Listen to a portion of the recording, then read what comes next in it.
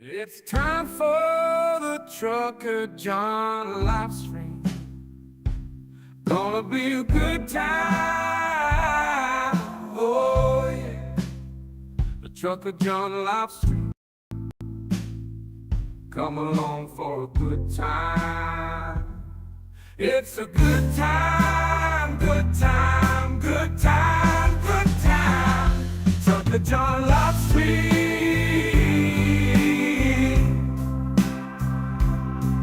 Be a good time, gonna be the time of your life. Gonna talk some shit, hush your mouth. Gonna talk a little smack.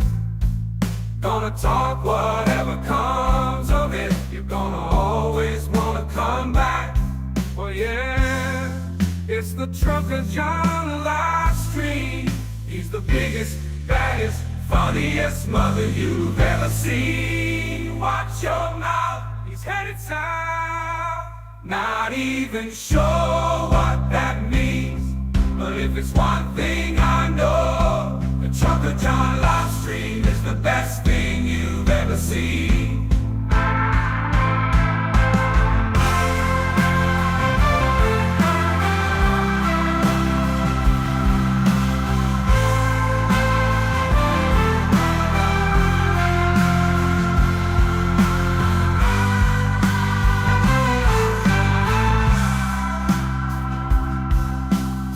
It's time for the Trucker John live stream. Gonna be a good time. Oh yeah. The Trucker John live stream. Come along for a good time. It's a good time, good time, good time, good time. Trucker John live stream.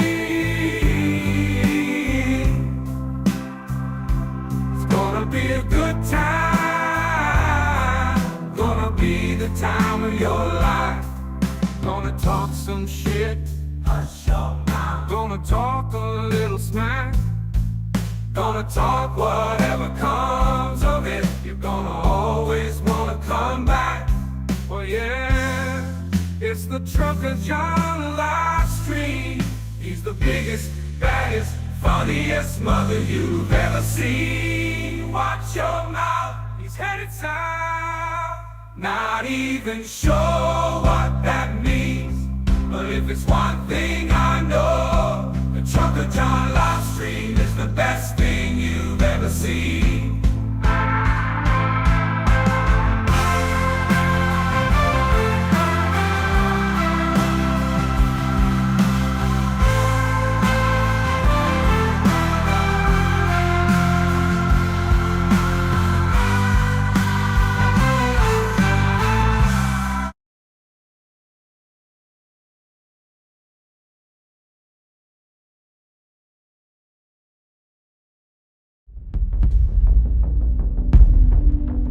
Project 2025 would dismantle democracy as we know it. He says, "You're not going to be a dictator, are you?" I said, no, other than day one. Is a vision of implementing a startlingly authoritarian form of the U.S. government.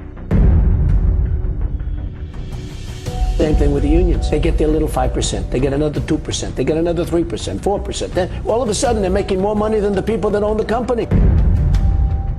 Do you do larger cuts, corporate cuts? Yeah, I was planning on doing it. In fact,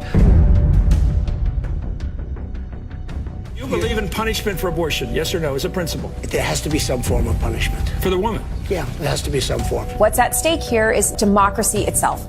It's now Donald Trump's party. And if he's elected, the consequences will be catastrophic.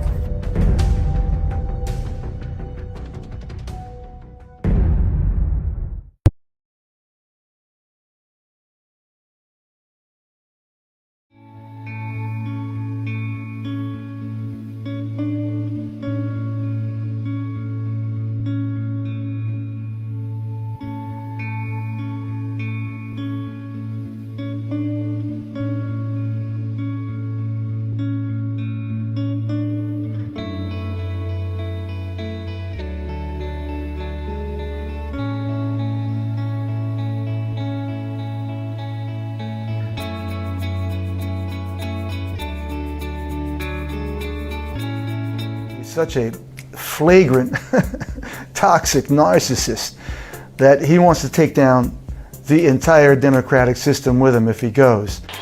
And I didn't need little Bruce Springsteen and all of these. Are you surprised that he's trash talking you after all this time? Not really. Yeah. Anything's possible. The stewardship of the nation has been thrown away to somebody who doesn't have a clue as to what that means. Bruce Springsteen, we have a much bigger crowd than Bruce Springsteen, right? Much bigger. Hillary got Bruce Springsteen, I'll never forget. And the place was pretty full. Not full like our places are full. And I don't have a guitar.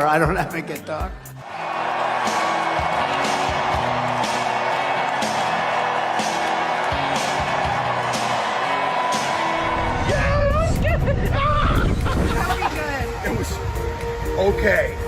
It was so worth it. There is no one you would rather go to a Springsteen concert in Jersey with than him. Than that guy.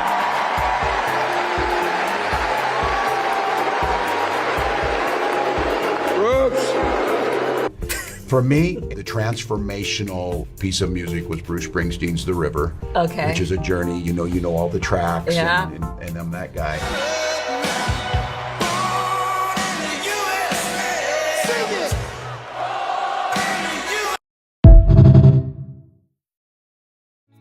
And now, ladies and gentlemen, the moment you've been waiting for. Trucker John.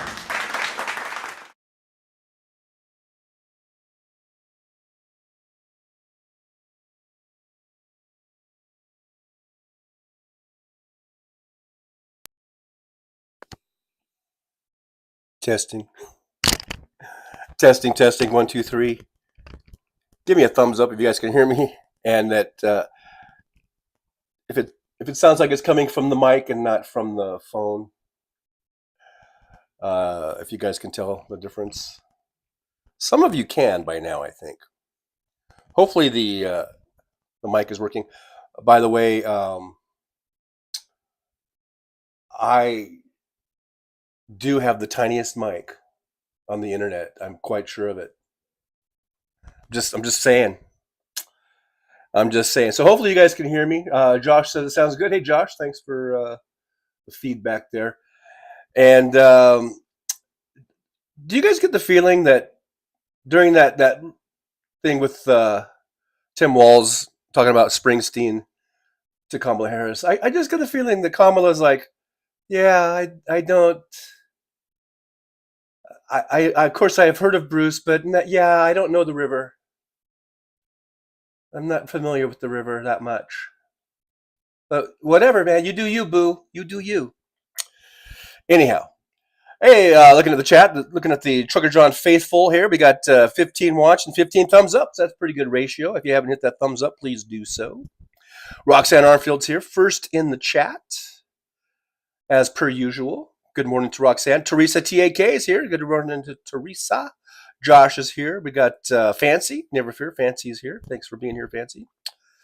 Let's see as I scroll on down. Pamela's here. Good morning to Pamela. Good to see you. Kimchi. Hey, Kimchi. Thanks for coming by. Thanks for hanging out with us here in the Driver's Lounge.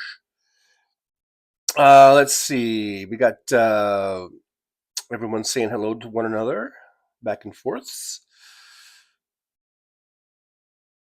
And Kimchi says, "Wow, 2000." I guess that was when the video was playing, probably. And yeah, we're up to 3,340 something now. So thanks to you guys for hitting that share button and liking and subscribing and sharing and commenting. Hey, there's Jolie. Jolie's here. Good to see Jolie. All righty. Jolie has joined. William's here. Good morning to William.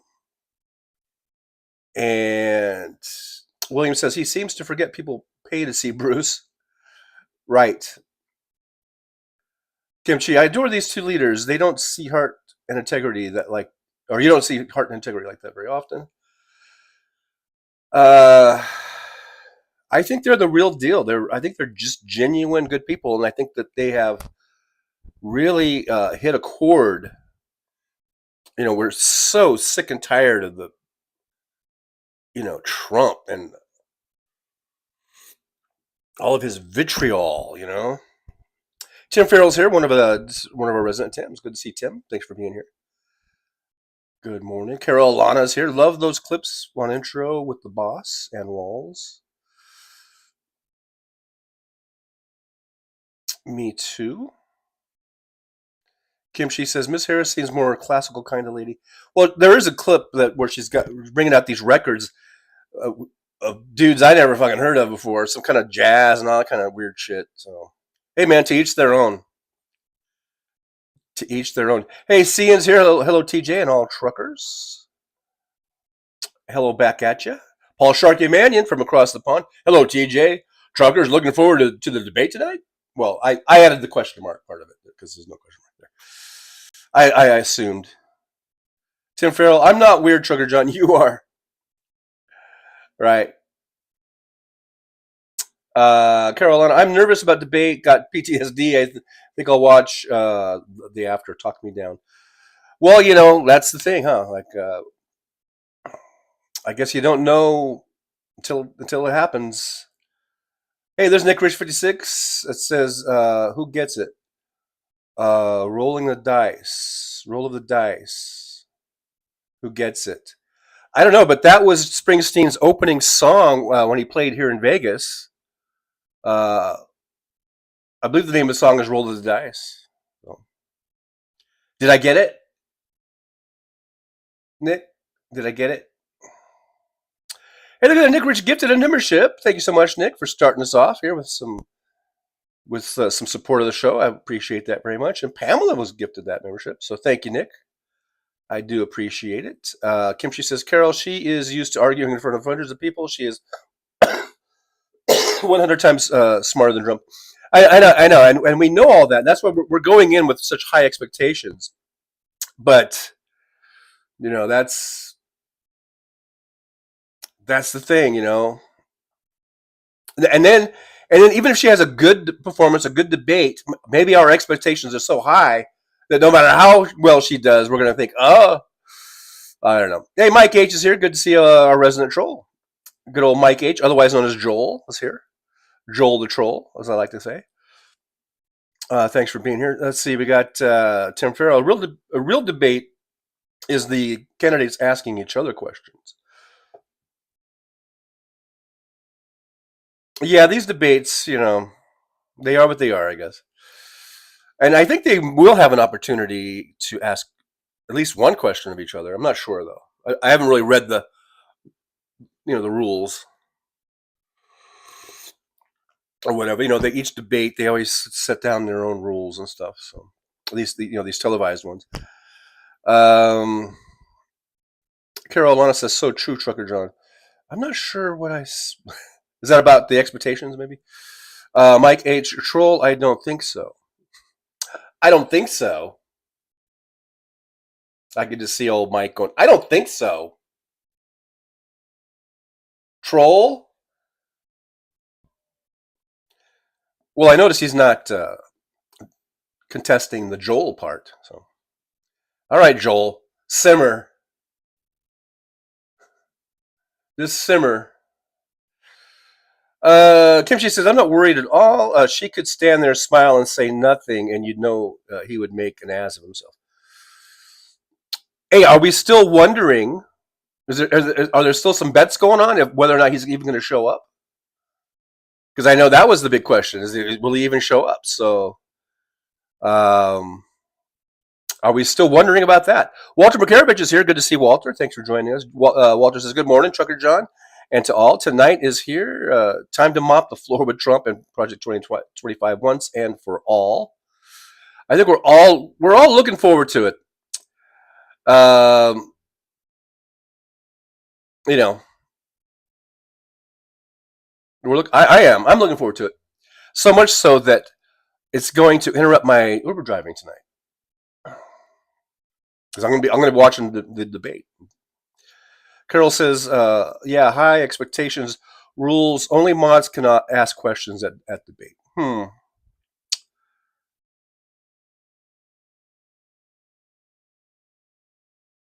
Cian says, real 24 hours for me, coming chats and late in the morning, the debate, so I think I'll sleep tomorrow, laughing out loud.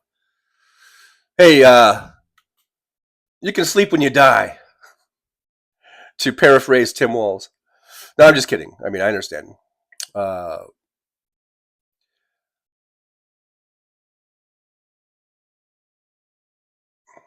just looking down here to chat. Pamela says that Carol Alana, like Steven Tyler, sings "You Don't Want to Miss a Thing." You don't want to miss a thing. Kimchi says 50 on him showing up and saying something racist, but not N-word. Even he is not that stupid. But what if it slips out? Because I think people who, use that word in normal conversations when they're not on TV, could slip. Could have an N-word slip. You never know, because that's what he's thinking about her. When he looks at her, he's thinking N-word because he's a big fucking racist. You never know, it might slip out. And just think if it did. I mean, would that be enough to just completely disqualify him? I mean, of course, MAGA will be whatever's left of MAGA will be with him through thick and thin. Because that's all their regular word for them too.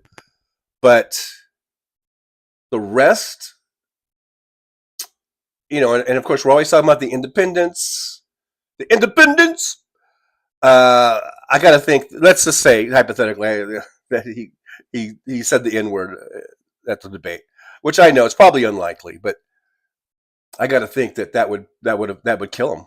That would kill his campaign right there and there. I mean, there's got to be something that's going to kill his campaign, for God's sakes.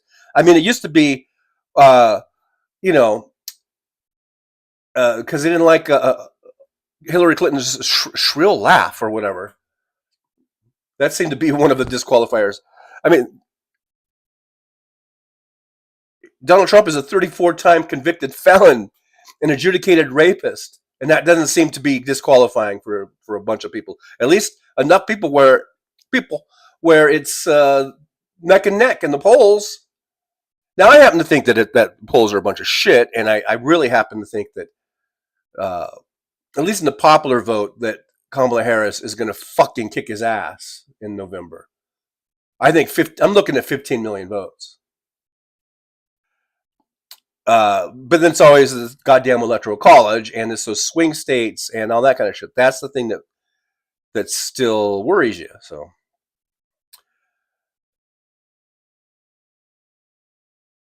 but we'll see. Josh says he'll show up. He gets the last word on the coin flip. Nick Rich says that the debate tonight will be historic. And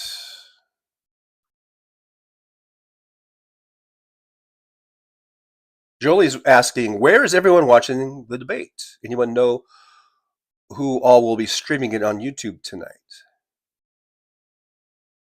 I was just gonna watch it on whatever news channel I turn on. I guess.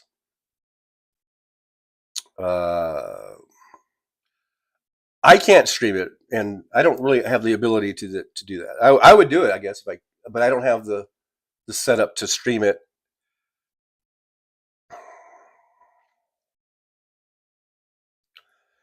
Let's see. Teresa Kimchi, sorry, I beg to differ. Trump is that dumb and an idiot to me, in my opinion. Carol says, Julie, sounds like every political YouTuber is streaming.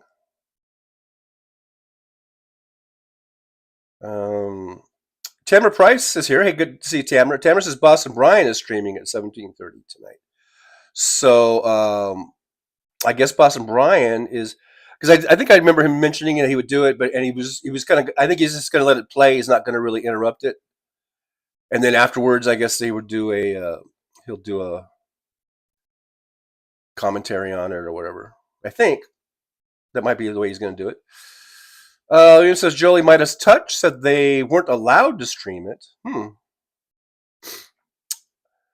So if BB, as I like to call him, is streaming it. I don't know why I almost went Australian there on you. If Boston Brian is streaming it, maybe I'll go in there and then we can all say hi to each other. I guess that's the point of that, right? We could all hang out a little bit and watch it together, and if if Kamala says something really good, we can all go, "Ooh, yeah, you go, girl."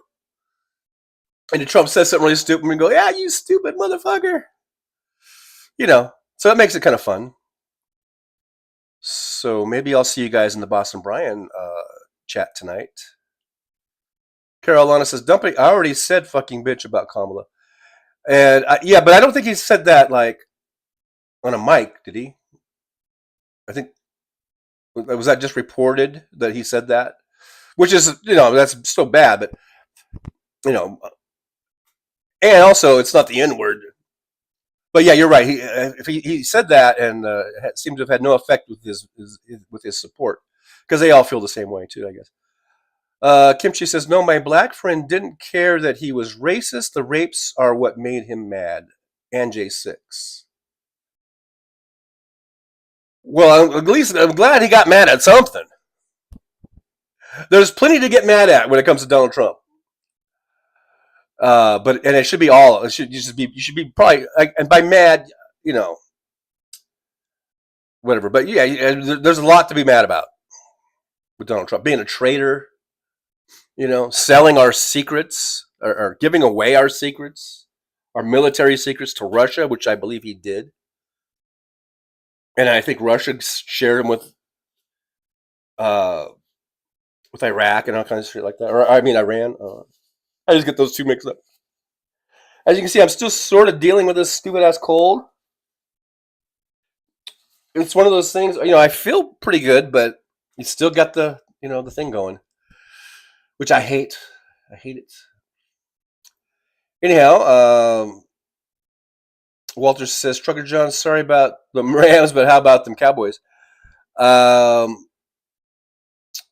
didn't see the Cowboys game. I don't remember who they played. Did they play the Eagles? No, who did they play? They played the Commanders, huh? Cowboys Commanders. So yeah, they beat. Congratulations, you beat a subpar team. So Detroit was a fucking tough house. That's a tough house, and so that was a tough loss. But they had the lead, and then they gave up that last minute field goal there and went to overtime, and then Detroit took it to them. It was the same thing, basically, as that wild card game last year, where the Rams were in the red zone and they couldn't score, repeatedly being in the red zone and not being able to score. That was a real downfall for the Rams on Sunday night. But there's a lot of things to take away from it. The Rams, I didn't walk away from the game thinking, "Oh God, this is going to be a long season." I walked away thinking, "Hey, they look good. They look good in parts. They showed tenacity. The defense was playing tough. They got a lot of stops in there and gave the offense a chance. The offense showed some sparks of life. They came back and they took the lead. So that's those are good takeaways, and those are things that Coach McVay, I'm sure, is going to be really building up and building on the good points, and the things that they didn't do well, he's going to use those as good teaching moments and for his team. It's a young team. They got a young defense now. With Aaron Donald being gone, they've got some rookies in there. They've got some rookies that look pretty good. They got some good sacks, good pressure on Goff. So I was pretty impressed actually with the D line looking good. And all around the defense is playing pretty tough, and it's just got to get the offense to when they get into the red zone to score, and not have to just either settle for field goals or turn the ball over or whatever. So I look at that as a tough loss, but I'm not worried about the season. I think they still have it's a long season. and I think they can do really good. The Cowboys, okay, they beat the Commanders, big whoop. Commanders are a shitty team, so congratulations. It's like you beat Ohio Southern or something. I don't know. But hey, it's your team, so you're going to be happy. I'm just kind of busting your balls a little bit there, but Kimchi says, I think many black folks expect us all to be racist. Can't blame them. Paul Sharkymanian, I hope they leave the mics on tonight. If she sticks to the point, it will fry his brains. How is it possible the top police organization endorsed Trump, a felon? What the fuck? Because most of those cops are right-wingers anyhow, so. How many cops are right-wingers? A lot. Answer, a lot. Roxanne Armfield, I've developed an allergy to Trump's voice, so I may just check out the post-debates commentary.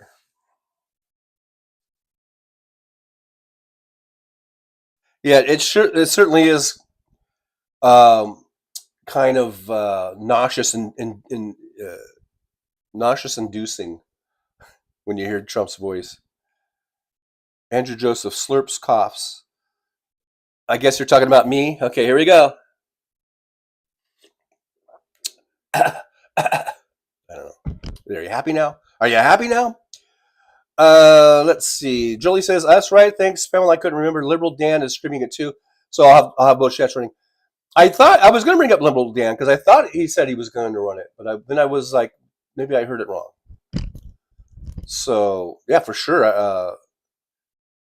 Two great choices. Boston Brian and Liberal Dan. It's two great choices. And you can't go wrong with either one of those. I feel as though this needs to be moved back a little bit. If I move it way back, you might be able to see my shirt. You and me. Look at there. This is the shirt. This is a Elizabeth Warren presidential campaign shirt from 2020. This is the shirt that I wore to the Kamala Harris rally in Las Vegas about a month ago. It's been about a month, I guess, already since I did that. This is the very same shirt that I was wearing.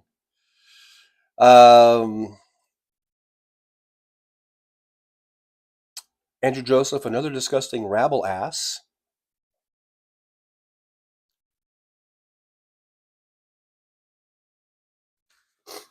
I don't know if you're talking about Trump, I guess.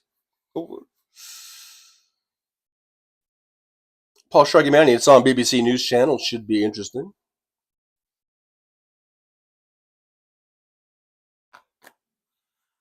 Jolie says, I just wanted to know where everybody will be. I get FOMO.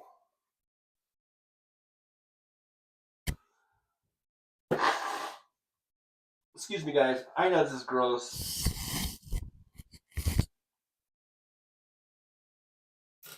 I know this is gross. I'm always blowing my nose and shit. I am so sorry about that, but I gotta do what I gotta do. I gotta do what I gotta do.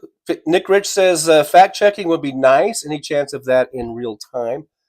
I don't think they're going to be doing that, but like I said, as far as the moderators are concerned, there's nothing wrong with if they see something that's blatantly a lie, because I don't expect the moderators to fact check everything. That's a lot. They're trying to moderate, but if they see an obvious lie that's as plain as the nose on my face, then as responsible journalists, I believe they have the duty and the responsibility to point that out.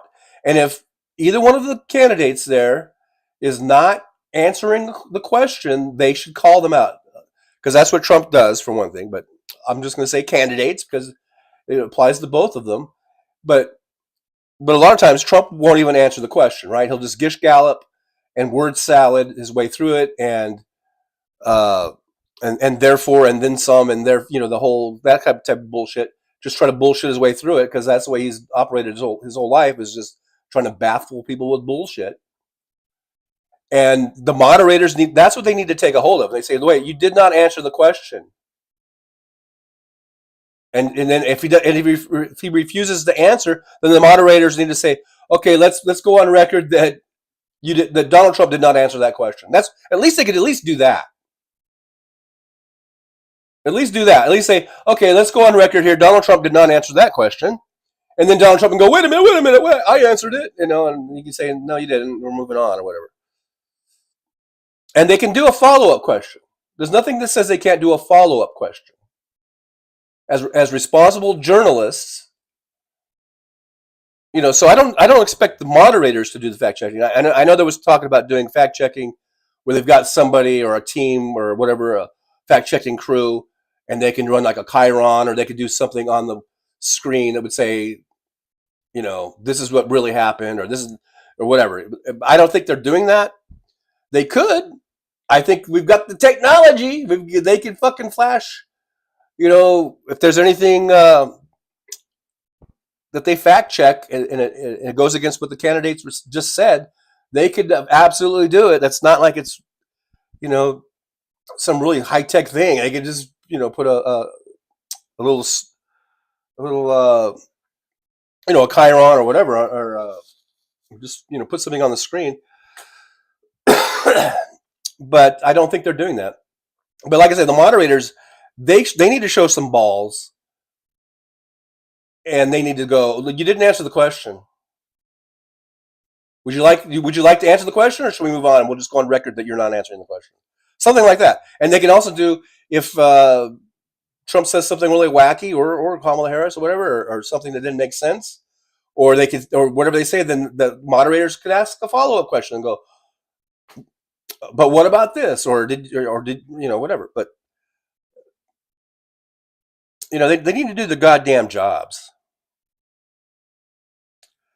Carolina, yeah, caught him on a mic next to Barron in a golf cart. Oh, that's right. I think I did see that one. Maybe, I don't know if Hal played it or whatever, but oh yeah, he's kind of like under his breath, kind of like a thing. Yeah. Yeah, I remember that now. Andrew Petrie's here. Andrew says, one Andrew leaves, one enters. Good morning, beautiful people. Good morning to you, Andrew Petrie. Good to see you. Thanks for being here, by the way. Thanks for hanging out with us. CNN, everybody is on tonight. It's the WWW.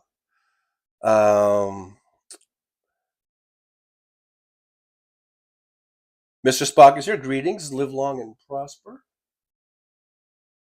Over there. Say hello to the chickens for me. Josh says, didn't he show Kid Rock top secret maps? Probably. I think he was showing everybody. Hey, look what I got.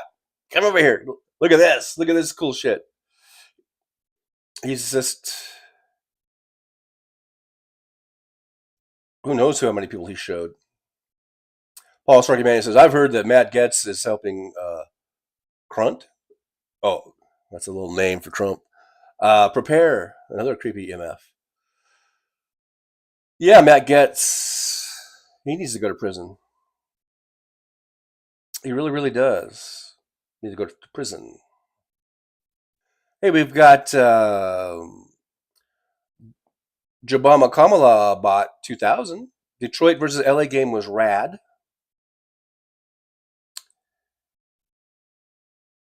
Well, it was a good game. It was a good, because of the way it was tight, and it kind of went back and forth there and stuff. Of course, me being a Rams fan, I was disappointed with the loss. But like I said, first game of the season, they came out to play, even though, again, red zone failures is what got them. Looking forward to this Sunday playing against the Cardinals in Arizona. In Arizona, they played a pretty good game. I remember, who'd they play? Arizona played. I think they lost, and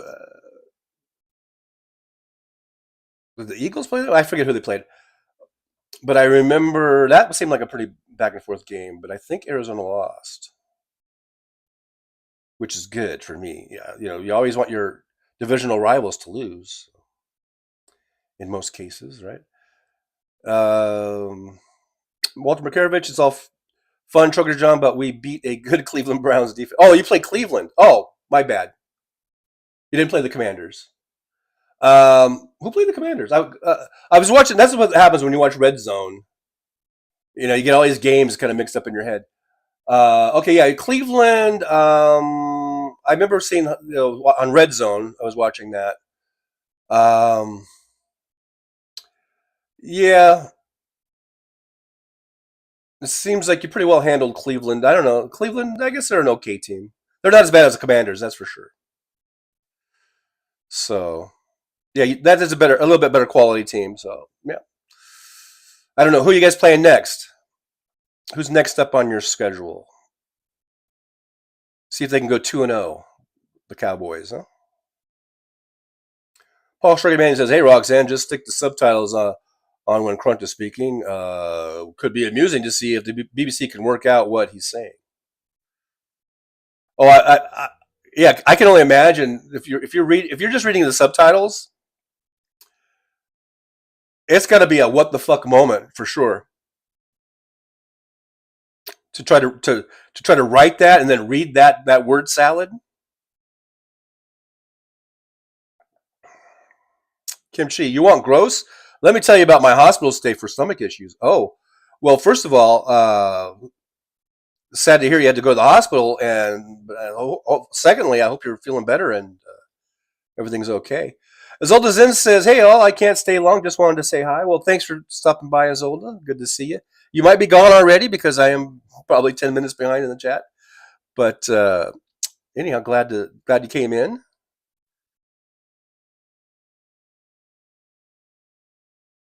Glad to see you here. William says, "I think Trump will call someone nasty tonight." Oh, yeah. Who are the mods, by the way? Andrew Petrie says the mods fact check Trump. Yeah, right. They never do, and they won't. That's because they are just, they're just mainstream media corporate shills that just take their paychecks, and they're not much better than Tim Pool taking Russia money, as far as I'm concerned, at this point. Hey, I'm all for journalists doing well and making good money, but if you sell yourself out to the point where you can't even do an adequate job of asking questions, which is kind of your job as a journalist, as a news journalist, you're supposed to ask questions and not just softball questions. You're supposed to ask some hard-hitting questions, important questions, pertinent questions. And if you can't do that, I don't even know who's moderating, but so many of these, like Jake Tapper, what he makes multi-million dollars every single year, right? Dana Bash, I'm sure, makes a good millions of dollars a year. Whoever's moderating this, I don't know what, but I'm sure they make really big salaries, huge salaries, and they're just selling themselves out because they don't want to do anything that's going to jeopardize that gravy train. And if the corporate heads say don't push it or whatever, then they're going to do whatever they're told, and that's not really journalism to me. Here's Diana Nelson. Good afternoon, everyone. Well, good afternoon back at you. It looks like Diana is a Buffalo fan. Buffalo won, right? In a squeaker. I think it'll come from behind win for Buffalo. CN says, "Let Harris say from start when he lies, I will say so. And then every time and every question, she says he lied, he lied, he lied." Okay. Is anyone going to be playing drinking games? Someone, I think, mentioned that earlier. Let me know if anyone's playing a drinking game or a puff game, if you're puffing or whatever, whatever the kids are calling it these days. Walter Makarovich, now to get serious, did you see how Trump rolled back FDA regulations, which has led to all this lunch meat being recalled in 2019? He cut regulations. I didn't see that story specifically, but I do remember that As soon as he got in, some of the first things he did was cut regulations, like EPA regulations, and I guess it must have been FDA regulations. That was his thing. I guess that was the draining of the swamp. Was we're going to cut these regulations so you could have unsafe food and unsafe drinking water. Thank you very much, Donald Trump. Wishful thinking happy woman's here. Good to see wishful thinking happy woman. Thanks for being here. It says good afternoon. I think they should call out his BS. I hope. Yeah, I hope. Like we were saying, you know, I guess I wouldn't hold my breath on that. Diana Nelson says, I don't think the moderators are going to correct Trump. Probably not. You're probably right. You know. Let's see. Kimchi says, in the golf cart, I really think he said, it's so fucking bad. I didn't hear bitch and listened over and over. They can spread misinformation, so ignore my brutal honesty of this one. It's so fucking bad. I don't know. I don't remember now. Pamela says, Trump will throw around a lot of big numbers that people have never seen, blah, blah, blah. Yeah, Donald Trump's whole thing, you know, he just thinks he can baffle you with bullshit. Well, you know what? We've had 10 years of your bullshit, and we're sick and tired of it, and we're not falling for your bullshit anymore, Donald Trump. Chad Bostic says, well, hello there, Kimchi. How was your night? Hope the smoke gave you some relief. Dinah Nelson, yes, they did. Wait, yes, they did. They played the Buffalo Bills. Wait, who played the Buffalo Bills? I said the Buffalo Bills won, but I don't know who they played. Did they play themselves? Then I've never seen that before. Paul Sharkey Manuel is going to be back. He's got to go pop out for an English term for a cigarette that we don't use here in America because it would be really confusing. It might get you in trouble. I don't know. Mike Mayberry's here, says, happy debate day, everyone. Hi, TJ. Hi, Mike Mayberry. Good to see you. Thanks for dropping on in here to the Driver's Lounge. And yeah, today's the big day. Today is the debate day. I think we're all looking forward to it. Josh says he should have stuck with golf and had a quiet retirement. Well, I don't think he could have. That's the thing. I think he was so fucked with, like, I don't know, loans he couldn't pay back, which I guess he doesn't care. Just file bankruptcy again. I don't know. But I think, I don't know. Maybe he could have, but I think he kind of had to do something. I think he was desperate to do something to, because I think he was just looking at probably collapsing financially, maybe. Well, I don't know. Nick Rich says, expletives have their place, and this is one of those places. You're goddamn right.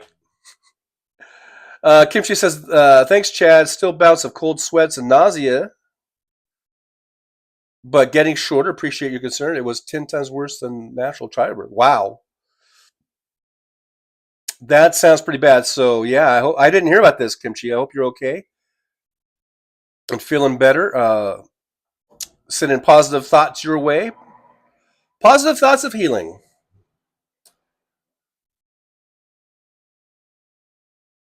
Diana Nelson, David Muir is one of the moderators. I don't know the female's name. Oh, yeah, David Muir. I think I've seen him.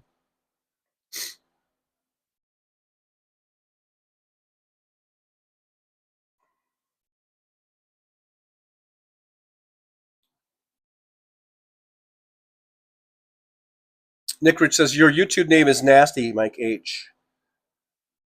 Yeah, I guess Joel just wasn't nasty enough, so he had to go with the Mike Hunt. So if I separate it, then he didn't get me. Hey, Mr. Bob Newell says, why should I vote because the election is already rigged? Right. That's right. Trump says the election is rigged. So why should you vote? Very good point, Mr. Bob Newell, and thanks for being here, by the way. Not sure if I've ever seen you before, but thanks for dropping by the old driver's lounge. Josh says, drink. Every time he says numbers, could be a game. Like, not the word numbers, but if he just starts throwing out numbers or something. And the amount of immigrants coming into the country illegally, that number will rise even within the same sentence, right? He just keeps raising it and raising it and raising it, even though illegal border crossings are at some of the lowest numbers, the likes of which have never been seen right now. Thank you, Joe and Kamala. As old as Zen says, if we're lucky, Trump will have another mini stroke.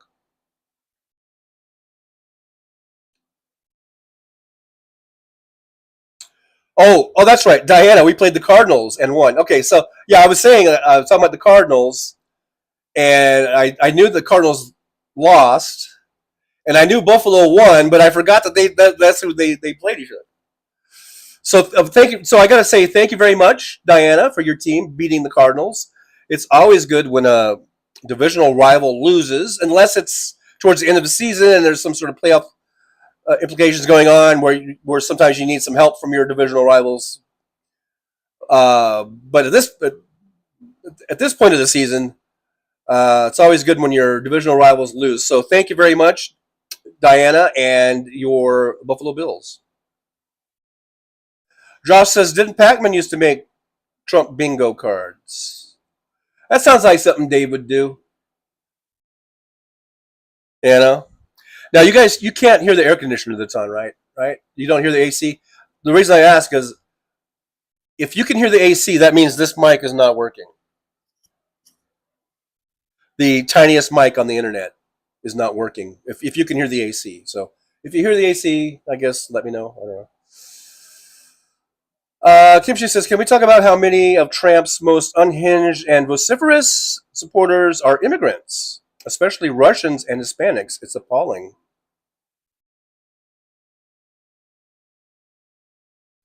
I know he's got the Russian support, for sure. Nick Rich, Slava Ukraini. Pamela says, Melania is busy grifting her book.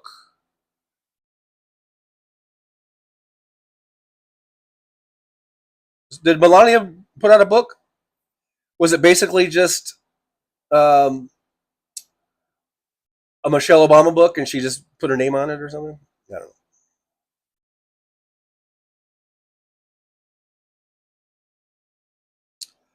Mr. Bob Newell, why are most truckers agree with Trump? I don't know.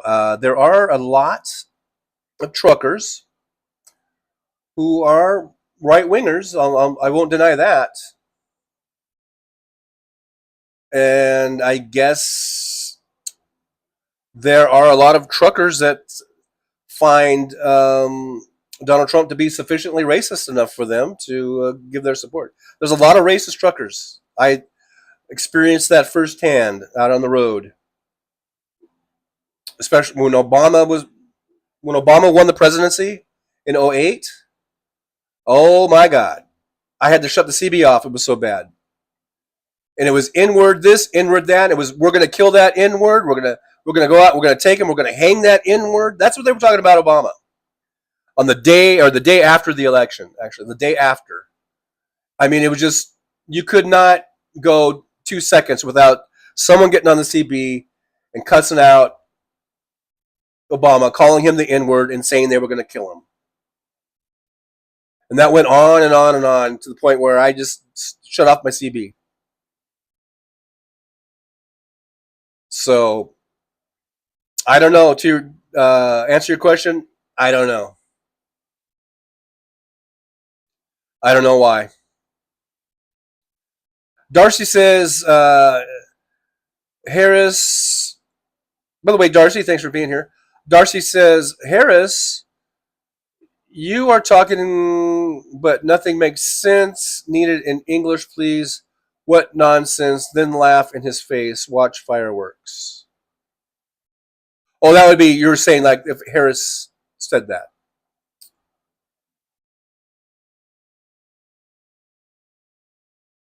Yeah, I wonder how she's going to handle Trump. That's an interesting thing.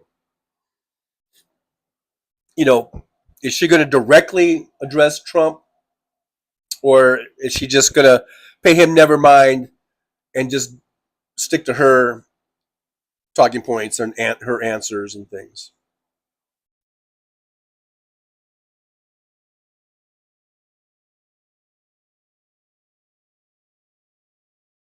Mike H says Kamala has been dubbed by Joe the border czar. I don't believe Joe ever called her the border czar. He put her in charge of finding and exploring the root causes of the immigration that's coming from the southern south of the border, mainly what's coming from Guatemala, Honduras, and El Salvador. That was her mission, and she did that. She was not there as a border czar. We have ICE. We have Border Patrol. Okay. That are handling that. She was never a border czar. There may have been a Washington Post or a New York Times headline or something that dubbed her the border czar. Joe Biden never said, I'm appointing you as the border czar.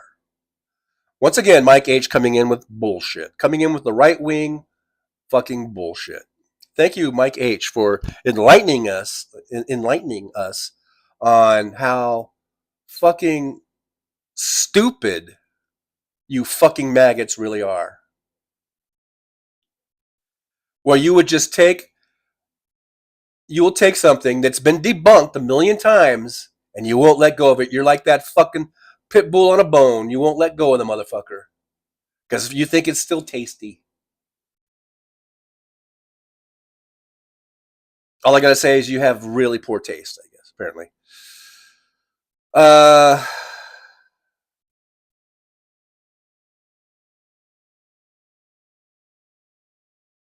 Paul Shrugman says, I'm gay. It's a funny thing that I say I'm going for a fag, I guess, because I'll say it.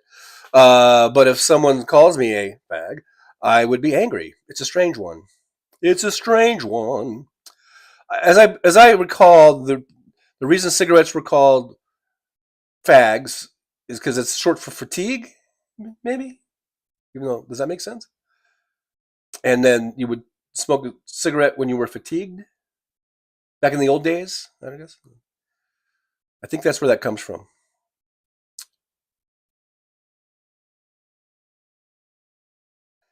Kimchi says, Mike Ock, I'm not sure if that's better. You were doing so well and now lies. Off my future husband list. Someone call Kevin. Yeah. It doesn't take long before Mike H starts spewing out the right-wing bullshit. Because that's all they got is this old, worn-out, debunked shit that they refuse to let go of. Because it's all they got. It's all they got is these little,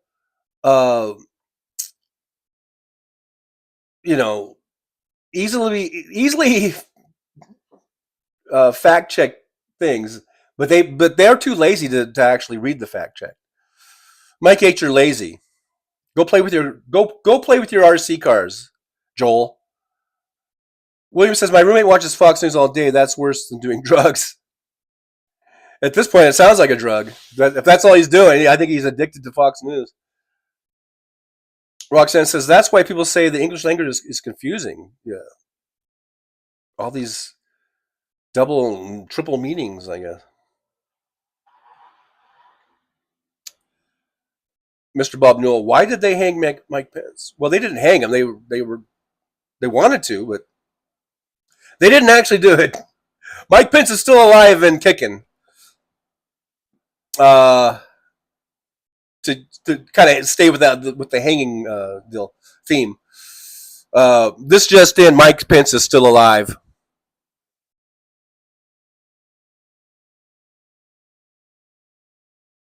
Nick Rich, I'm having a lot of fun, folks. Hopefully this keeps up until Rovember. Rovember. I kind of said that a little bit like a Oprah. And I just want to say, every time I see Dr. Phil doing his bullshit interviews that, Hal was playing, all I think of is, fuck you, Oprah. And at this point, I don't think Oprah should ever be invited to anything Democratic ever again. I know a lot of people love her. She's got a big, huge following, and people love that gal, that lady.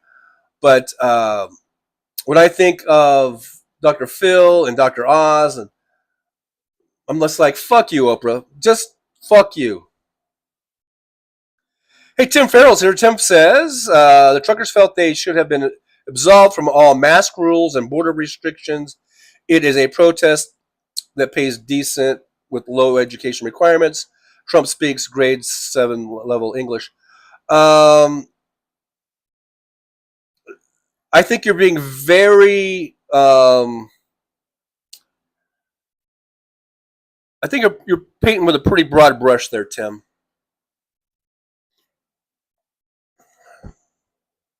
Although I did have my run-ins with that when COVID was first going on. I remember I was wearing a mask at a truck stop, and I had another trucker, and this never happened before. So this is definitely because of I was wearing a mask and what was going on.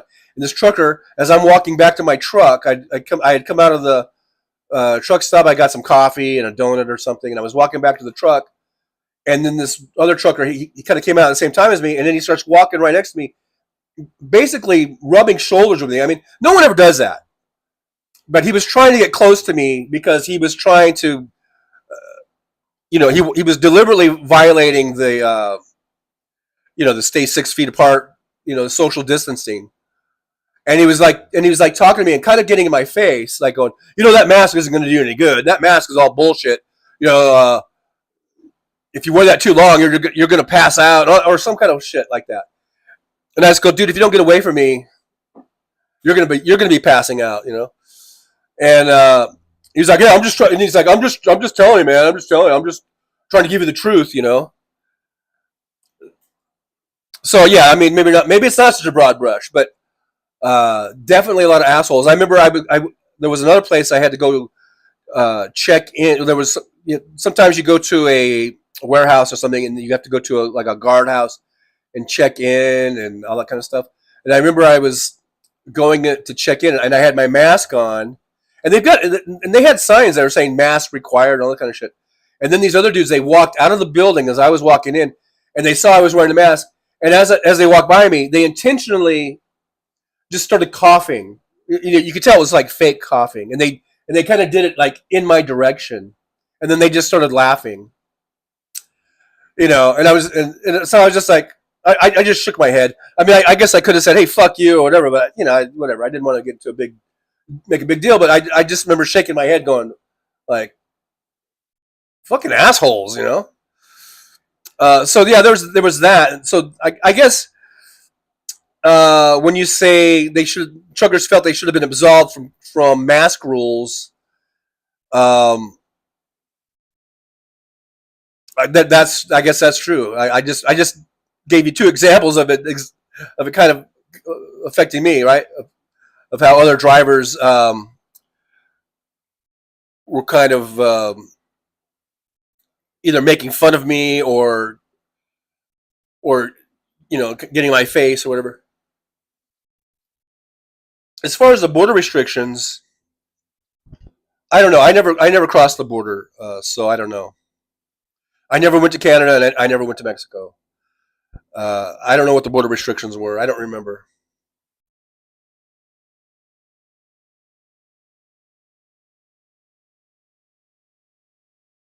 but yeah, I guess and Trump does speak to a lot of the poorly educated. That's who he loves, I guess. So. Azul is in like we've never seen before would be a bingo chip. Yeah, the likes of which we've never seen before. Mike H.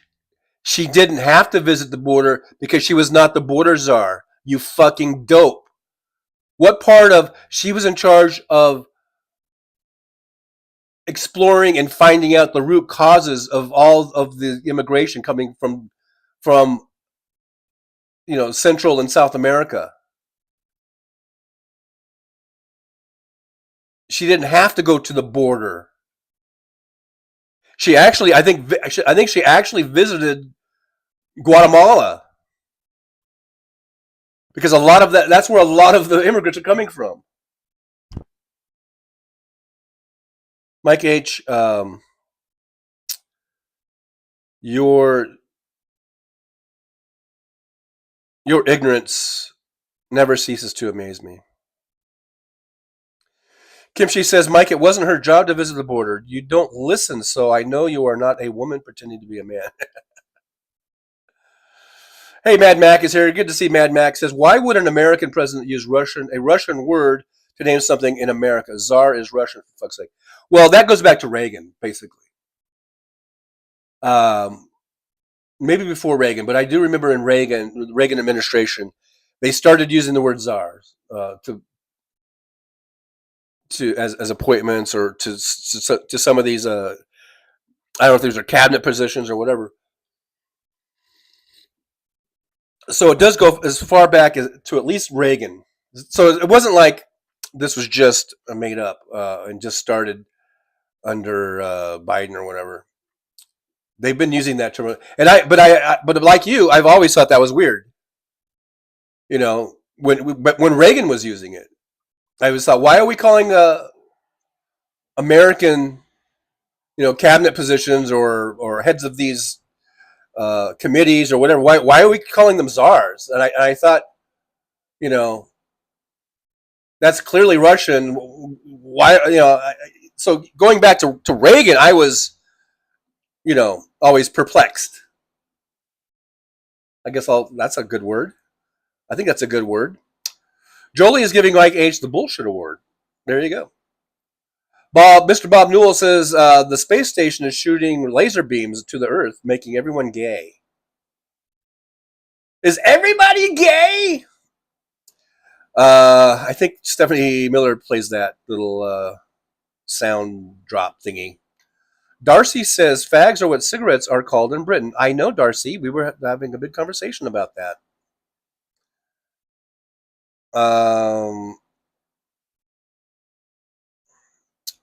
Nick Rich, Brooming Trolls works, but they make it funny as hell. And Kimchi said, boy, I must really be behind the chat because I was talking about the fag cigarette thing like 20 minutes ago. Am I 20 minutes behind? Can I get a time check from Nick Rich? Something about burning bundles, small torches, light your cigs. Wow, okay, whatever. Really sort of a passionate issue there, I guess. Mike Mayberry says they know it's debunked. They don't care. Repeat bullshit until people start to believe it anyway. Yeah, it's the whole thing that if you say a lie, repeat a lie enough times, then it becomes the truth type of a deal.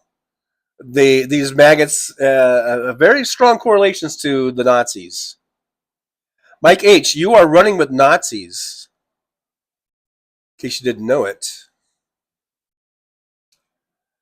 Pamela says, I think I'll make a tally card for all of Trump's catchphrases he uses tonight, if I can keep up. Yeah, you better be on your toes. Pamela, stay on your toes. Have pen and paper ready. Don't even take a break. You can't even go to the bathroom. You can't get anything to eat or drink. You're just going to be busy, so busy. So busy.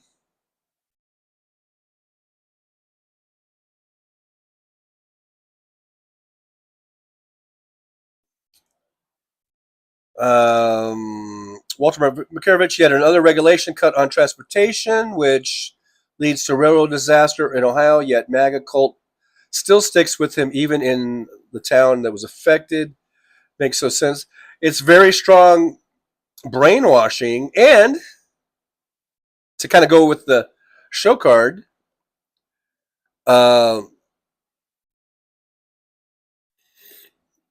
sane washing, right?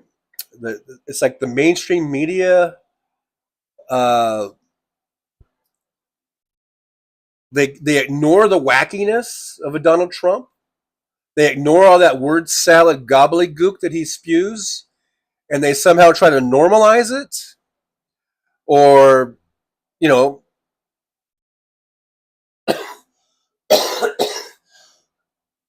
excuse me, sorry about that. I don't know if they're trying to, I mean, I know we always talk about they want to make a horse race, and so they don't want Trump to be really shown for what he really is, as far as being the really losing it. He is doing all the things that he accused Biden of just, 6 weeks ago.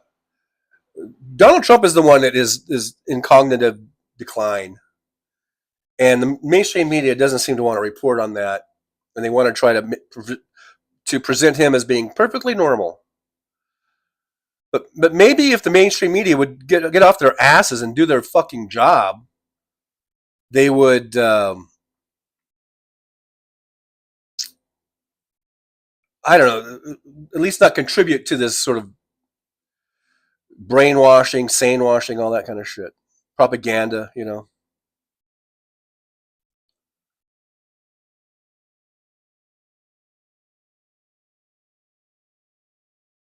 I'm just skipping down here a little bit.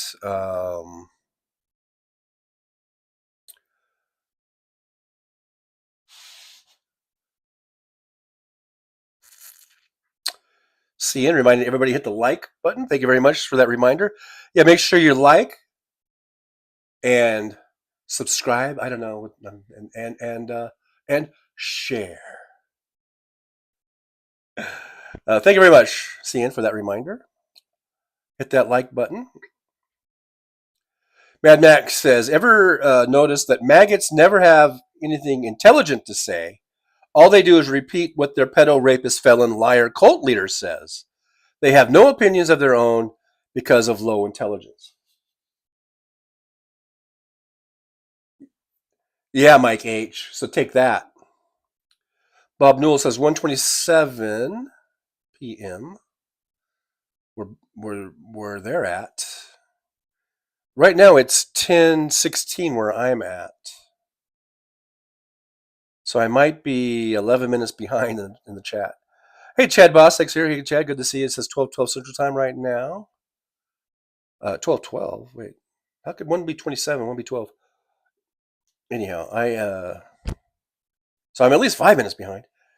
Let's see. Joe Bomalama Kamalala 2000 says, if truth mattered, I'd say it's our thing, and point out how well she did bringing border crossings down on how much more small contraband is being seized. Yeah, the illegal border crossings are at a not an all-time low, maybe, I don't know, but it's at a low that certainly lower than anything under Trump.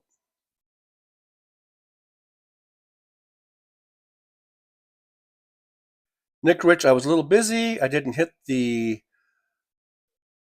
clock before a few others did. Thumbs up. Alrighty. Chad Bostic says, there are also people in the world like my wife who follow zero politics, and her and I don't discuss it. I don't even ask her how she votes.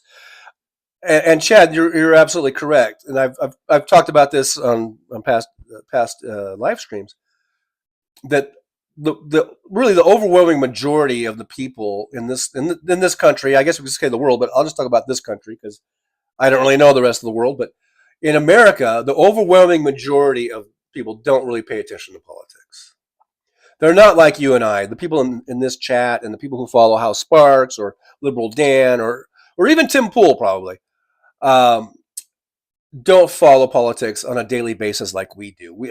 We watch stuff every single day, right? We watch something political every single day. I'm sure almost everybody in this chat does that. And usually it's more than just one show a day. Like for me, I watch Stephanie Miller, and then it's House Sparks, and then it's Randy Rhodes and Nicole Sandler, and then it shows like Liberal Dan and the Major Ojeda, whatever. Even like the Midas Touch folks, whatever, Boston Brian. I'm constantly watching these shows, and also watching news. Like CNN or whatever, and MSNBC. Occasionally, more clips, probably more YouTube clips for those. But the point is, so we're different. We're not really typical. The typical person really does not give a fuck about politics, and they really don't start getting into it, at least for a presidential election, until like right now. This is the time that they actually start paying attention. So from now until November 5th, this is the important time. And that's why this debate is so important, because this might be the first time that a lot of the voters will actually see Kamala Harris and even Donald Trump. So they get little bits and pieces of Donald Trump. And that's why there's so many people, I have them in my car as an Uber driver. I get these people all the time that they just think that Donald Trump is sort of this kick-ass New York businessman who doesn't take any shit from anybody, and he would be a great president because he doesn't take any shit. That's kind of the impression I get from some of my riders. And they don't really even know anything about the 34 felonies. They don't know about the adjudicated rape. Because they don't listen to that. They don't pay attention to any of that shit. And if they have heard of it, they kind of just heard of it, maybe a quick little blip, and they're just like, oh, that's bullshit. I think their mentality is, oh, they're just trying to come after him. They're just trying to bring him down because he's just too good. He's too strong, whatever. And that's how they look at it. And that's the ones that even have some inkling of what's going on, or what's not going on. But most people don't even pay attention to it. They would rather they're busy working and trying to support their families, raise their families. They're busy doing that, and then and if it's not that, whatever spare time they have, they just want to chill out and watch Netflix, or they just want to, I don't know, go bowling or whatever. I don't know, whatever the fuck. But they don't really pay attention to the daily grind of politics like you and I do. It's a whole different thing, man. We are definitely, I think, the exception rather than the rule as far as the voting electorate in this country. The hundreds of millions of people that, whatever it is, what it was, 150 million people that just say are voting eligible. And I bet it's like 1% of us are probably like us. We're like the 1%, which is kind of sad. I mean, I don't expect everyone to have to watch like stuff like we do, but I don't know. At least that makes some effort to try to be up on what's going on, And that's why this mainstream media, because people might watch an evening news show as they're getting ready for dinner or at dinner time. They might watch the local news because they to find out what's going on with their city and their town or whatever, and that's about it. And the local news really doesn't talk on politics that much, unless something really big happens. And then the nightly network news will go over news, but they kind of drop the ball when it comes to, I think, really explaining what's going on. They kind of gloss over everything. They just kind of gloss over it. And I think to our own detriment, I don't know. Chad Bostic says, One thing my wife mentioned at dinner with friends the other night is Joe Biden still even alive?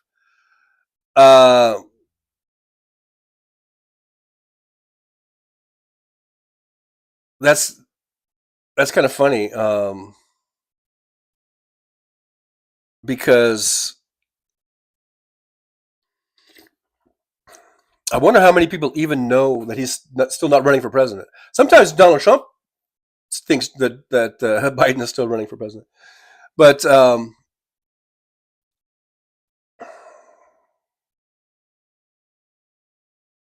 yeah, the people that don't pay attention, what do they pay attention to? What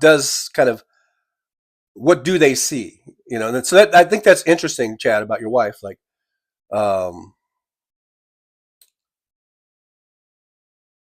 when she says, "Is Joe Biden even still alive?"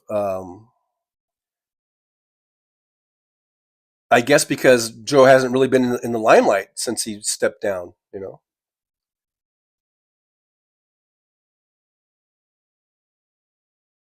So imagine how out of the loop you have to be to think Trump is still a businessman at all.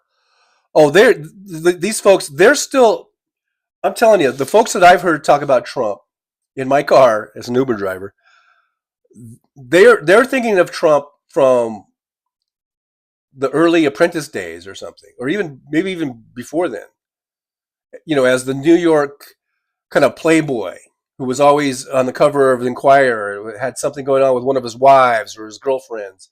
And he's just like a baller, or he's a player. He's a player. Whatever. They're going. That's how far back they're going. And that's where they're stuck at.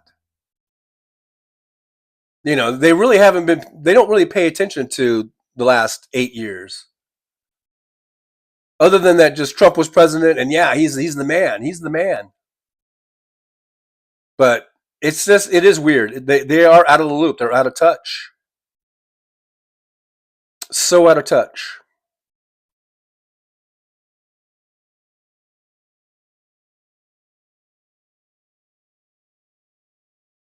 Josh says, my wife often asks me for political updates because she knows I pay attention.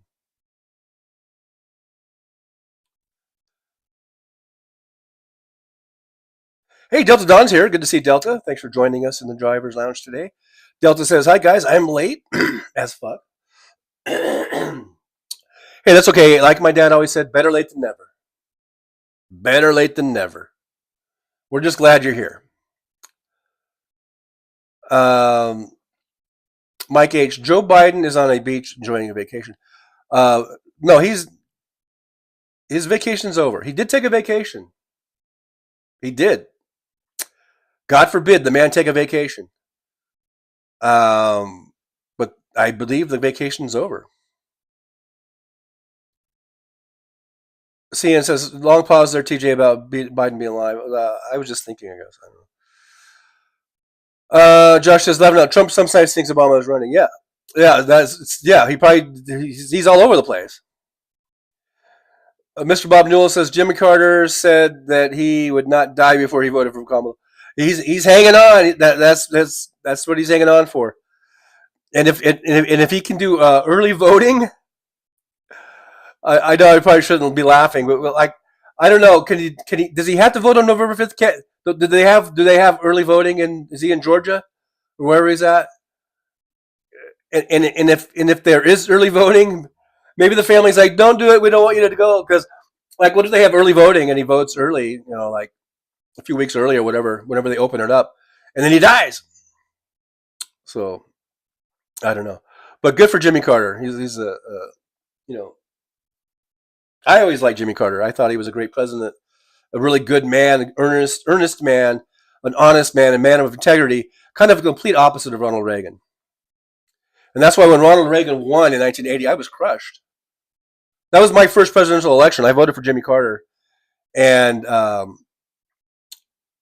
basically Reagan, it was kind of a landslide, at least electorally, right? And I was crushed. I couldn't believe it. I couldn't believe that so many people were falling for the bullshit of Ronald Reagan. I knew Ronald Reagan to be a clown. That was my even before he was president, my thoughts on Ronald Reagan was that he was a fucking clown, and that Jimmy Carter was a good, honest, earnest man who was trying to do really great things for this country. And I could not, for the life of me, and I still kind of shake my head when I think about Reagan winning.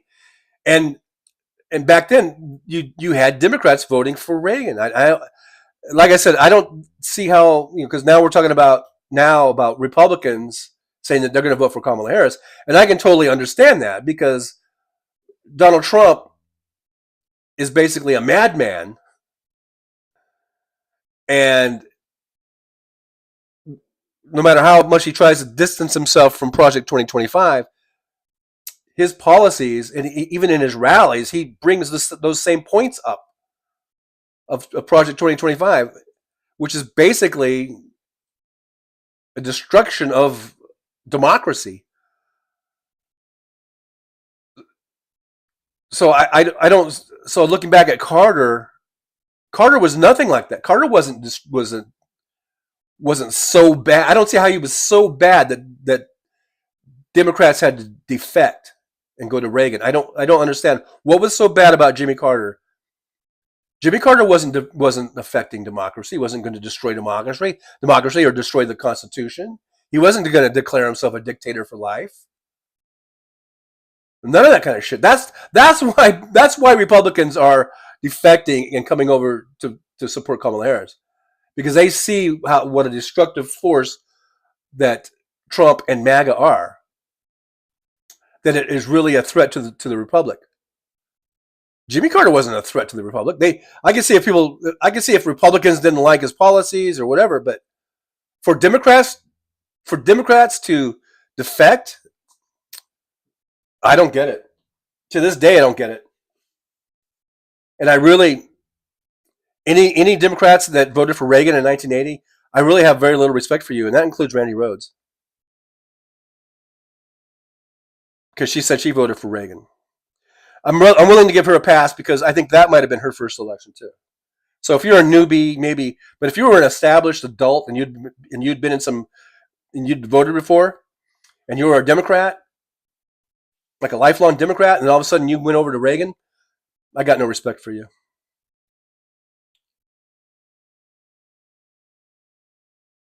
Let's see. Julie says, same Nick Rich, every Sunday is family day. The kids and their boyfriends come over. We have dinner, swim, and play games. My favorite day of the week. That sounds like a great time. Tim Farrell says, Joe Biden is on the job 24/7. He doesn't have to be at the White House or in front of a camera. Yeah, and when we say vacation, yeah, it's definitely a working vacation. Or he's definitely, Joe Biden is staying on top of everything. It's not like Trump, who would just go golfing and golfed more times than all other presidents combined, in his 4 years. Chad Bostic says, what I noticed in my life is that the smarter the person is that supports Trump, the much less vocal they are about dropping his name about anything. Yeah, because they know, they're smart enough to know that Trump is a horrible person. Nick Rich says, President Biden is still president until the next election. Hunt Mike, are you stupid or what? Mad Mac felon Trump was a bullshitter even in his early Playboy days. Low intelligence and always having someone to fix things when he screwed things up. Yeah, we know that, but a lot of these folks that seem to be Trump supporters and who aren't, and they might not even be maggots. They just think the Trump name. There's something about Trump has this kind of reputation as being this like gangsta. He's like a gangsta. Hey, here's Richard. Richard says that Harris will make Trump look like an idiot in the debate, just like she did to Bill Fred Flintstone Barr years ago in a congressional hearing. That's what we're all kind of anticipating, I think.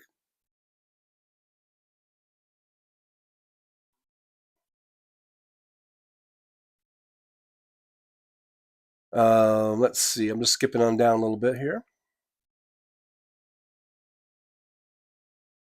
Richard said Ronald Reagan once said, "Read my lips to no new taxes." I believe that was George H.W. Bush. I don't think that was Reagan. I think that was Bush Sr. Anyhow, Maggie May says, "Me too, Trucker John. Carter was the first president I voted for. I was upset when Reagan was elected. Also, my husband and I were so poor during Reagan." The Republicans, that's what they do. They crash economies. They ruin economies, and then Democrats get in and clean it up.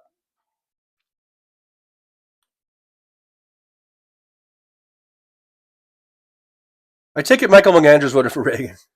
Michael McAndrews here says, "Jimmy Carter is a wonderful person. A lot of us got conned into voting for Reagan." I don't know. How did you get conned? What was the con? What was the con? That Jimmy Carter was weak because of the hostage situation? Was that the con?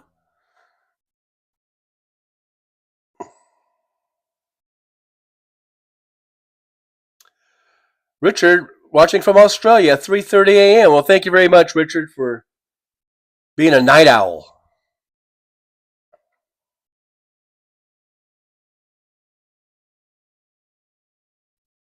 Chad Bostic, I will say that the poll that came from New York Times showing Trump up in popular vote is fucking wild. I haven't seen that poll.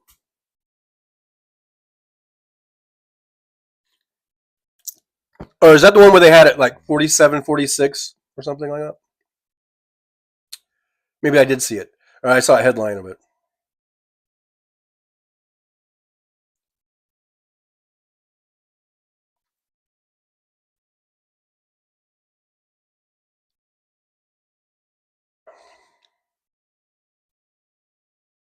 I'm just skipping down here a little bit.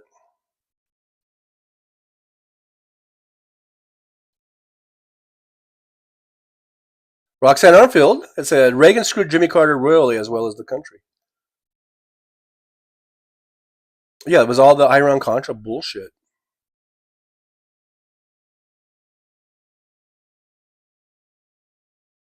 And hopefully we've learned our lesson, collectively as Americans, as voters, to not fall for these fucking things. Like Tim is mentioning that the Arab world colluded with Republican oligarchy to get Carter out.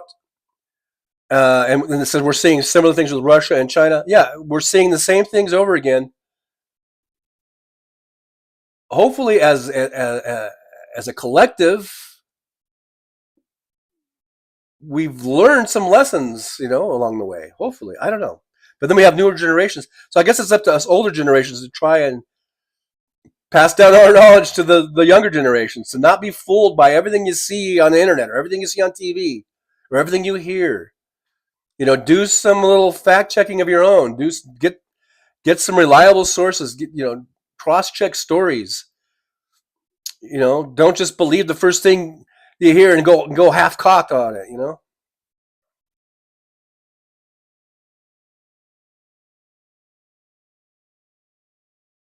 Michael McAndrews, the first time I voted, I asked my data how to vote. My mistake. Sorry about that. Like I said, if 1980 was your first election, I'll give you a pass. But if you were an older person and you were a lifelong Democrat and you had already voted in 2 or 3 different elections before that, and then now all of a sudden you defected to Reagan, those are the people I don't have much respect for. If it was your first time and you're a newbie, I already said I was willing to give you a break on that. Richard, I would love to see Trucker John House Sparks together and a broadcast together. Oh, you and me both, brother. Hey, Jolie says, excuse me, Trucker John has channel memberships. I do. Whoops, I do. And super chats. You can also support the show by liking, subscribing, and sharing. Or you can buy me a coffee over there, buymeacoffee.com. There's the link right there. Paul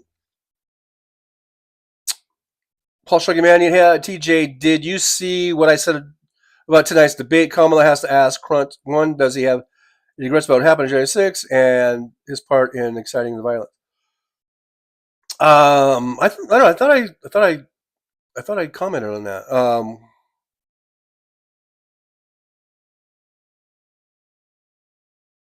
If she can get a question in, because someone else was saying that they're not allowed to ask questions of each other, but she might be able to sneak that in. I don't know. Hey there, Michael McAndrews with a super chat. Thank you so much for that. Oh, I really do appreciate that, Michael. Thanks for supporting the show. It always helps, and in any way you guys can, like I said, like, subscribe, share, super chats, all that stuff. It's all great stuff. I appreciate it. Chad Bostic says, I think a good lab experiment for all of us in here about assuming we know what will happen tonight in debate should remember what we thought and was so sure of right after and fact check our opinions.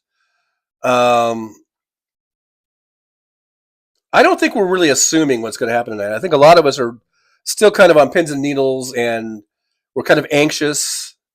I mean, we suspect that, Kamala Harris should wipe the floor with Trump, but still, it's one thing on paper, and then there's one thing to actually go out in the field and play the game. So I think we're just kind of anxious in anticipation to see how it goes.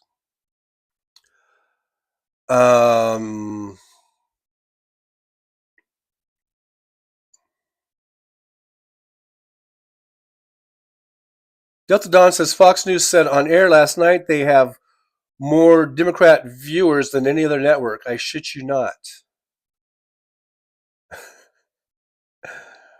Yeah, that's a funny statement.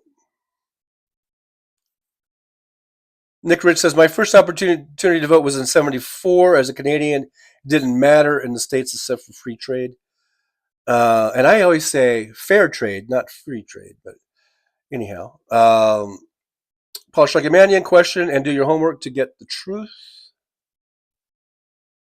Michael Andrews, I was in Houston the first time I voted. A lot of Republican propaganda was playing over the radio.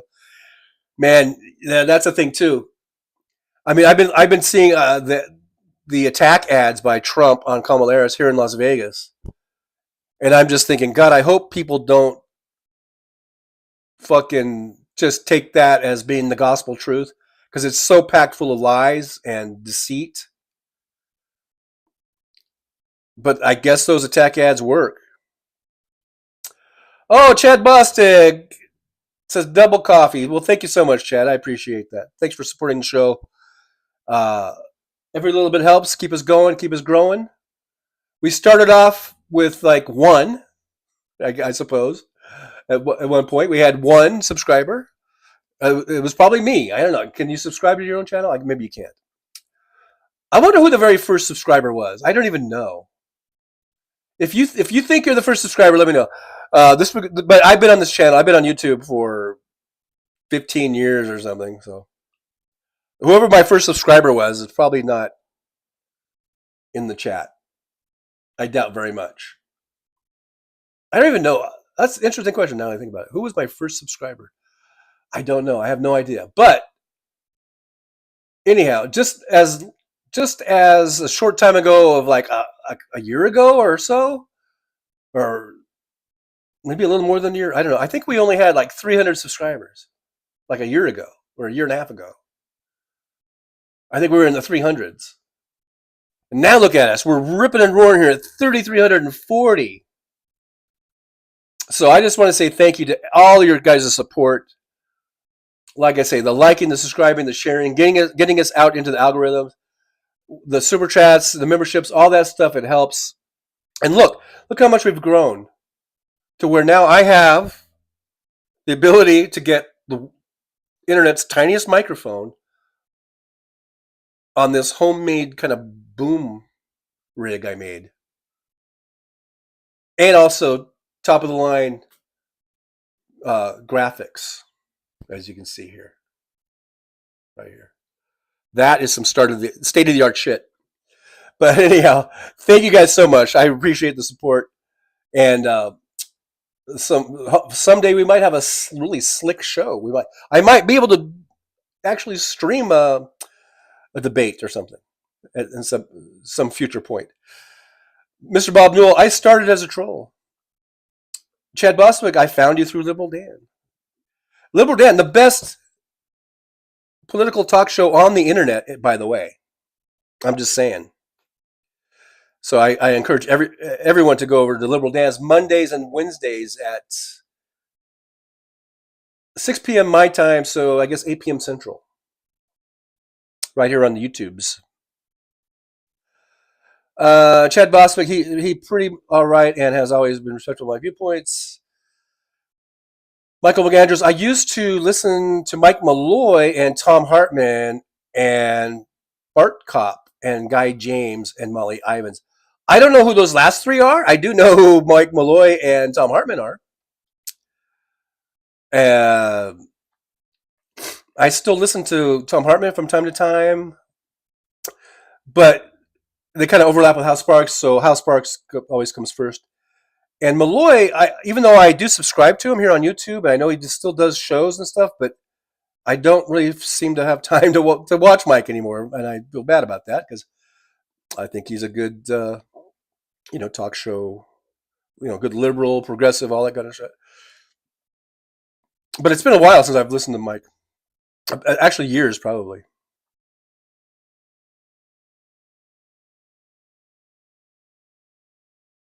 Jolie says, I remember when there was just a few of us in the chat.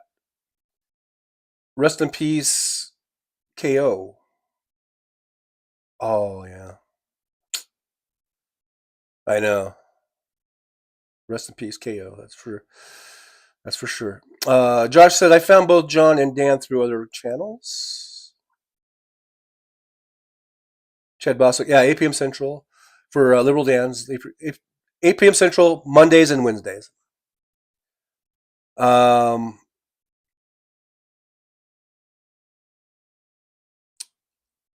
McAndrews, Stephanie turned me on to Hal, and Hal turned me on to John. Well, there you go. It's kind of cool how that works out. Delta Don, I read a very interesting article about Butler, Pennsylvania, Trump shooting, and how people there are dealing. One guy put up a billboard blaming Democrats for it.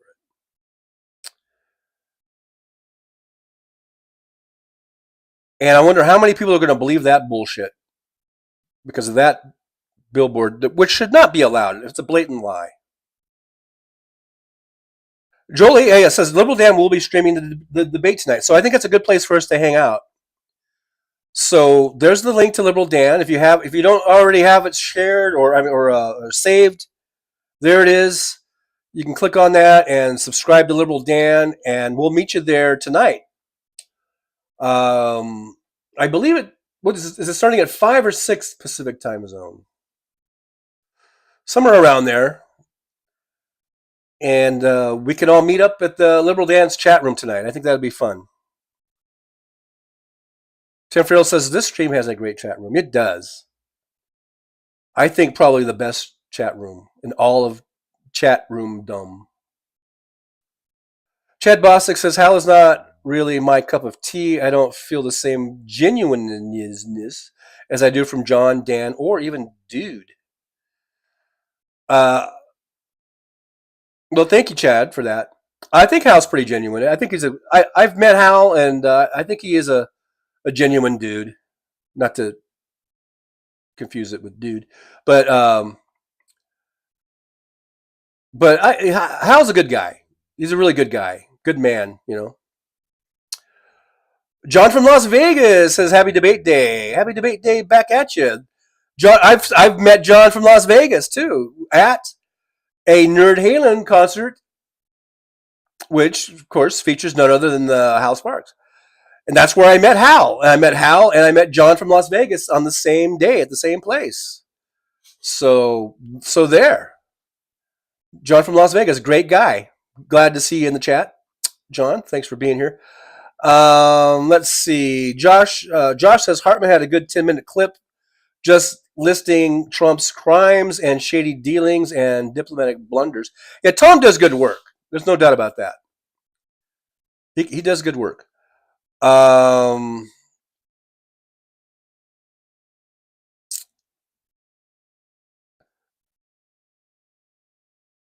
Michael Arnfield, Michael McAndrews, I loved Molly Ivins, sadly no longer with us. I don't know who Molly Ivins is. As Old as Zen has 2 streams going. Don't cross the streams. Whatever you do, don't cross the streams. Steve, hey, Steve's here. Steve says, anyone seen Doc in Paradise over the last week? Hoping they're okay. I know they're not too well. I have not seen Doc in Paradise. Yeah, I hope everything's going okay there. Michael McAndrew says, yep, Roxanne, Bart Kopp, and Kai James are no longer with us.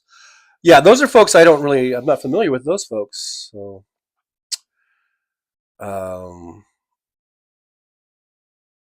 anyhow, Roxanne says she was a writer from Texas. Okay. Tiffany says, sometimes Hal's arrogance turns me off, but he really is brilliant. His takedown of the anti-trans school BS last week is epic. I've used it to change hearts successfully. And there, John Las Vegas, thanks for the kind words. Well, you're welcome, and it's all true. It was very nice meeting you. Chad says, so how do you think each side will respond to losing in November? How do you think each side? Well, only one side's going to lose. And if Trump loses, of course, he's going to say it was rigged, it was fixed. There's no way he could have lost to her. And he's going to stoke violence. He's going to stoke all kinds of bullshit. Okay? If Kamala Harris loses, I think for us, Democrats, liberals, I think we will just kind of give up. You know, it's like, what do we got to do at this point? If people are so fucking stupid to continue to support a man like Donald Trump and get him in the White House after all this support we're showing for Kamala Harris, and you know, she's raised $600 million and all this kind of shit. She's obviously very popular, and if it's close, and if she loses, and if it comes down to winning the popular vote but losing the electoral college, I mean, I don't know what we're gonna do. I mean, I don't think we're gonna riot. We might riot, we might protest, but we're not gonna storm the Capitol. We're not going to beat cops over the head with back the blue flag poles, you know, whatever. We're not gonna go shit in the rotunda. Maybe we should. I don't know, but I think we're going to be like, what the fuck? What the fuck is wrong with you people? And by you people, I mean you people that vote for fucking Trump. What the fuck is wrong with you? That you would vote for a fucking pedo, like who's it says all the time, fucking pedo rapist felon. That you would think that is okay to have as the leader of our country. And you would turn away and reject a person who might be the most qualified person to be president, at least now, at least compared to Trump, who has great things in store for America to continue the prosperity of the Biden economics. And who loves the Constitution and who loves democracy. And you would turn your backs on that to support and elect a fucking pedophilia fucking rapist traitor fucking felon. How fucking stupid have you got to be to do that? That's what we're going to do. That's what we're going to say. And we're going to just be like, what the actual fuck? It would be, you know, it's just one of those things. It doesn't compute. It does not compute to think that the American people, the majority, or at least, I still don't think he's going to win the popular vote, no matter what. He lost to Hillary. He lost to Joe Biden in the popular vote. I don't see him beating Kamala Harris in the popular vote. The only way he can win is if he wins the electoral college and hits just the right swing states or whatever. And he sneaks in that way. And we will, and if that happens, we Democrats will be so fucking at the end of our rope. Like I said, we're not going to beat cops up and all that kind of shit. We're not going to try to hang anybody. But we certainly are going to be just so over it, so over the fucking, and see that, to see what this electoral college really is. It comes down to that, to see what fucking bullshit the electoral college is. And there's and it's sort of like this catch-22 or whatever. It's like, we know that the electoral college is fucking horse shit. And it's actually setting up to, I think it was supposed to, one of the arguments was that it wasn't going to let someone like a Trump get into power. But we see that that's not true. That was bullshit. So I think a lot of us recognize the electoral college needs to go. It needs to be eliminated. But in order to do that, you have to have the support of that. And the Republicans will not support that. So we're in this fucking, situation. It comes down to the electoral college. And if Trump wins, I mean, we are going to be fucking at the end of our ropes, man. And I don't know what's going to happen. Like I said, no one's going to call for violence. Joe Biden or Kamala Harris, they're not going to stoke violence. They are all about the peaceful transfer of power, and maybe to our own detriment. Al Gore, he stopped his pursuits of trying to contest the 2000 election because he didn't want to drag the country into a big situation. And maybe that was the wrong thing to do. I don't know, because then we got stuck with Bush for 8 years. The second worst president in the history of the United States. Second only to Trump. So I guess it's a good question, Chad, because if Trump wins, you're going to see a lot of just mass depression. Probably a lot of suicides, unfortunately. Because I can tell you, when Trump won in 2016, I felt suicidal for about a week. And then I went from being like suicidal to depression for another month or so. And then finally I kind of like, okay, you got to fucking get out of this. You got to regroup, and we got to fight on, and we got to get ready for the next one. If he were to win this election, I don't know how many people will get out of it. I don't know how many people will make it out of that depression. That's all. That's what I'm saying. That's how bad it is. That's how serious it is. And you think, Chad, you probably think that Trump is a great guy or an okay guy, and if he wins, you're happy. And if he loses, you might not even give a fuck. I don't know. But if it's the other way around, for us, if Trump wins, you're going to see mass depression. And you're going to see whatever gains we've made under Biden, it's going to be all lost. And we're going to go, we're going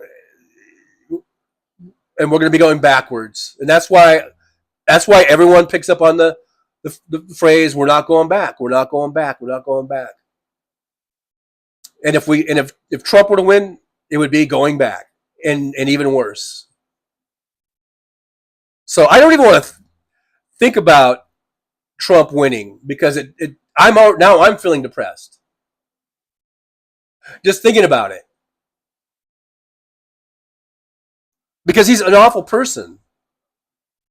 And he has no business being anywhere near the levers of power, anywhere near the White House.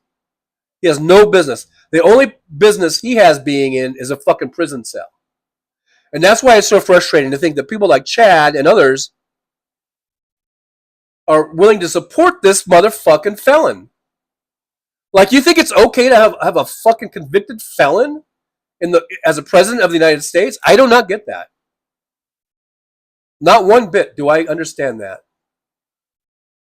Just because of your dislike of the Democratic Party is so great that you're willing to put a fucking felon in the White House, a fucking rapist in the White House, a fucking traitor in the White House,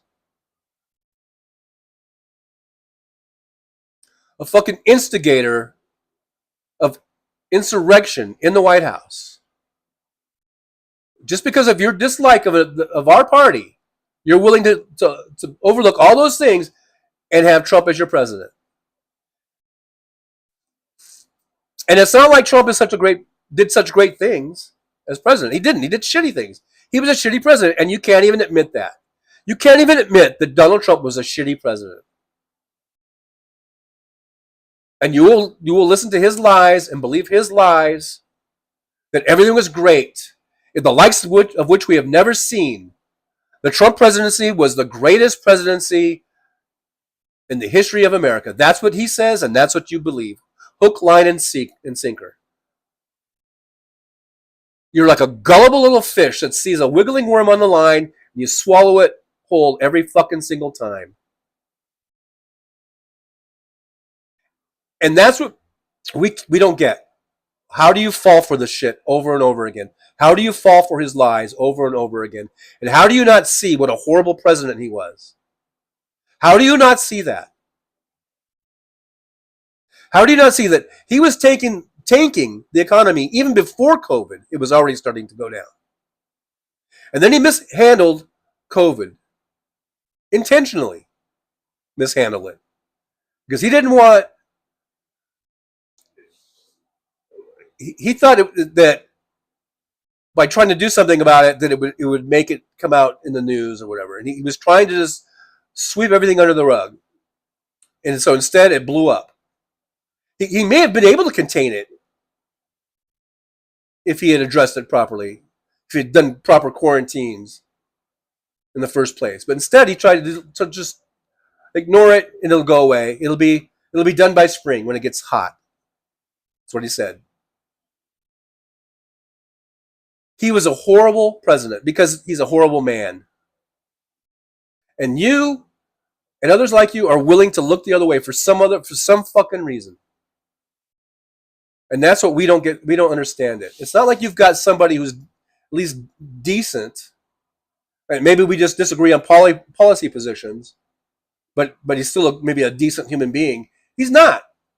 He's a horrible human being. He's a horrible, horrible person. So I guess I shouldn't belabor the point, but if Trump wins, it's going to be massive, massive sadness and grief on our side, depression. There's going to be a lot of suicides. A lot of suicides. Suicides will go off the charts. I guarantee it. If me, Trucker John, I've never been like a suicidal person. I've never been the type to think about offing myself. But in 2016, when Trump won, I actually had suicidal thoughts for about a week. I actually did. If that could happen to me, then I'm sure if Trump were to win this time, there would be millions and millions of people that would have the same thoughts. I'm not saying millions and millions of people are going to commit suicide, but they're definitely going to have the suicidal thoughts and just massive depression. So if that's the kind of America you want to live in, I guess vote for Trump.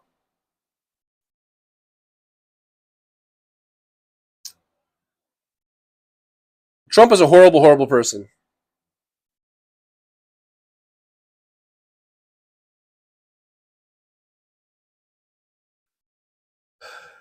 So that's all I got to say about that. That's all I got to say about that.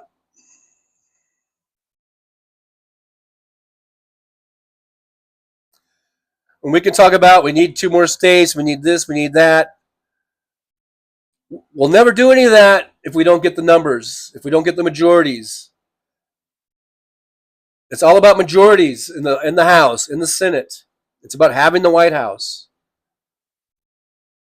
It's about the state level, state governorships, state legislatures. When it comes to the Constitution,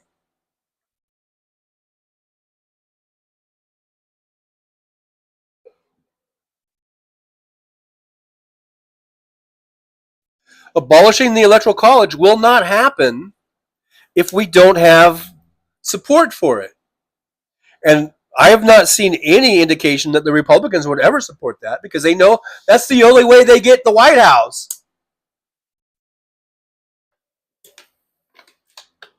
So in order to abolish the Electoral College, we need Democrats. And that's why I'm saying it's kind of like a catch-22 type of situation.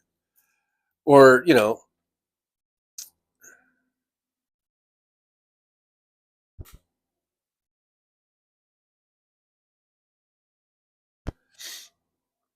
local government, Chad, local government, that's fine and dandy. But if Donald Trump is the president,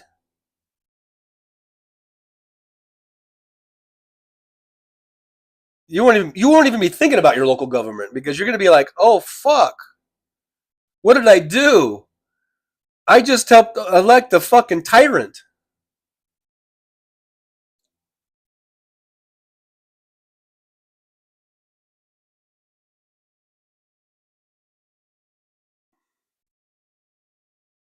Chad, there was nothing okay about the Trump presidency.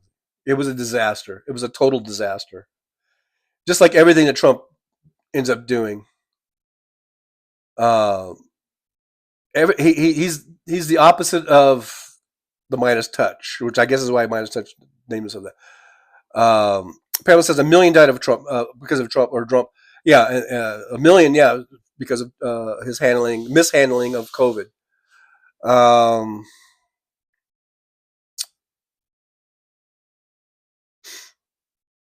Michael Meandros says, you'd figure a patriot would consider Donald saying on stage, on camera, standing next to China's president and say, America should try presidents for life. Just one of 1,000 examples. Yeah, see, Trump is anti-American. He's certainly anti-constitutional, anti-democratic.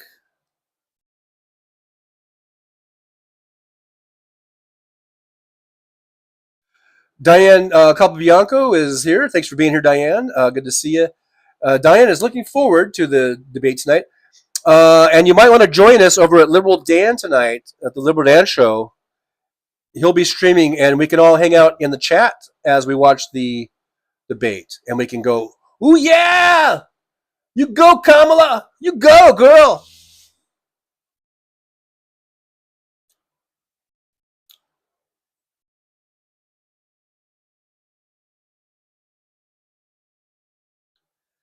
Jolie says, Trump is a misogynistic, racist, adjudicated rapist felon. If you even consider voting for him, you've told me everything I need to know about you as a human soul. And then Chad says, well, Jolie, I guess by that standard, I'm a piece of shit. Hey, you said it, not me. You said it, pal.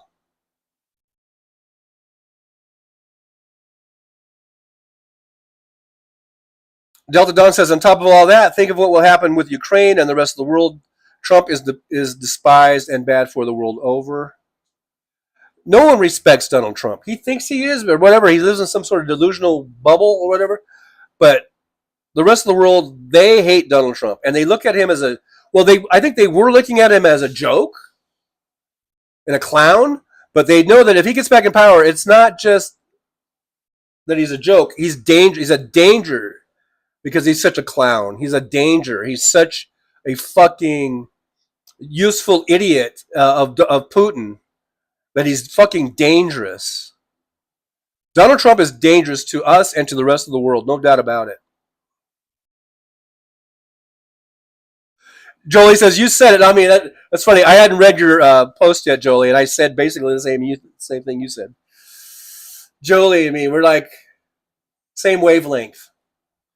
Like, is this a thing for wavelength? I don't know. Anyhow.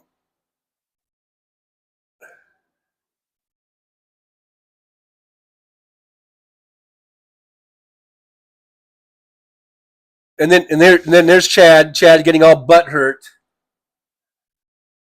and feeling like the victim, playing the victim here again, just because his bullshit gets called out. Tim Farrell says Trump got COVID, survived, acquired immunity, and then said, okay, everybody back to work. We have to open up. Diane says, just found out this morning from my endocrinologist appointment this morning, my high thyroid biopsy came back as thyroid cancer. I had lung cancer last year. August 2023, I had my lower lung lobe removed. All right, Diane, our thoughts are with you as you go on with that and fight that. And hopefully, early detection, and you can get some good care on that.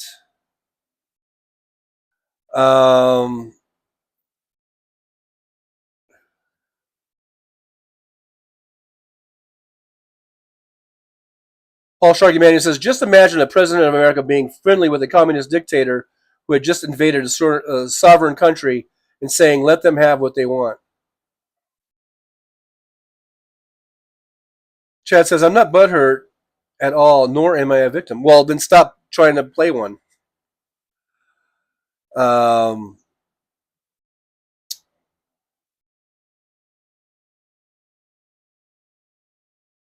Yeah, big hugs to Diane.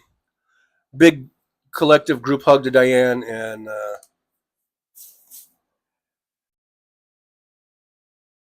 hope that goes well for you as far as treatments and things.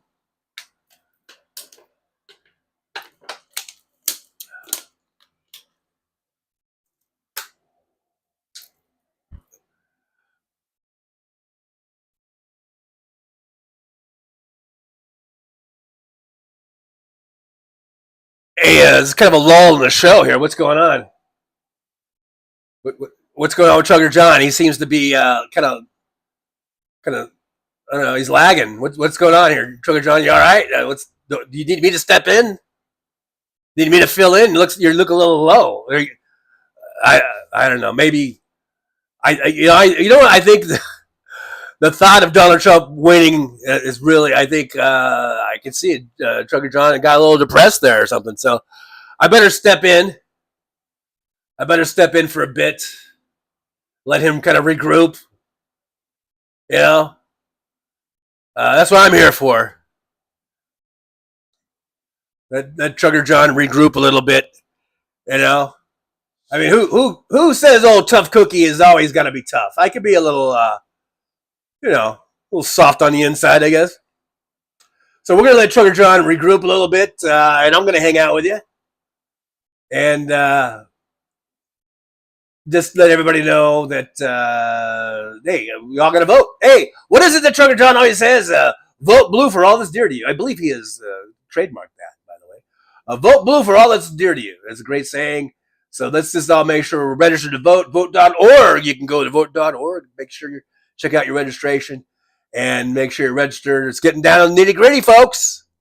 It's getting down to the nitty gritty where we're going to be we're almost there. So make sure you're registered. Make sure you vote blue, no matter what Chad says. Vote blue for all that's dear to you. All right? We don't want that Trump asshole in there again.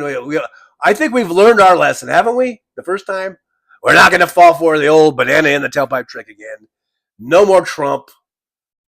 He needs to go. He needs to go bye-bye. Bye-bye. Bye-bye. Bye-bye, Trump. Trump needs to go to prison, right? So let's go Trump for prison 2024. And that will perk up old Trucker John. Just thinking about Trump being in prison. That'll perk you up, I would say. You know, if you're feeling depressed, just think about Trump being in prison.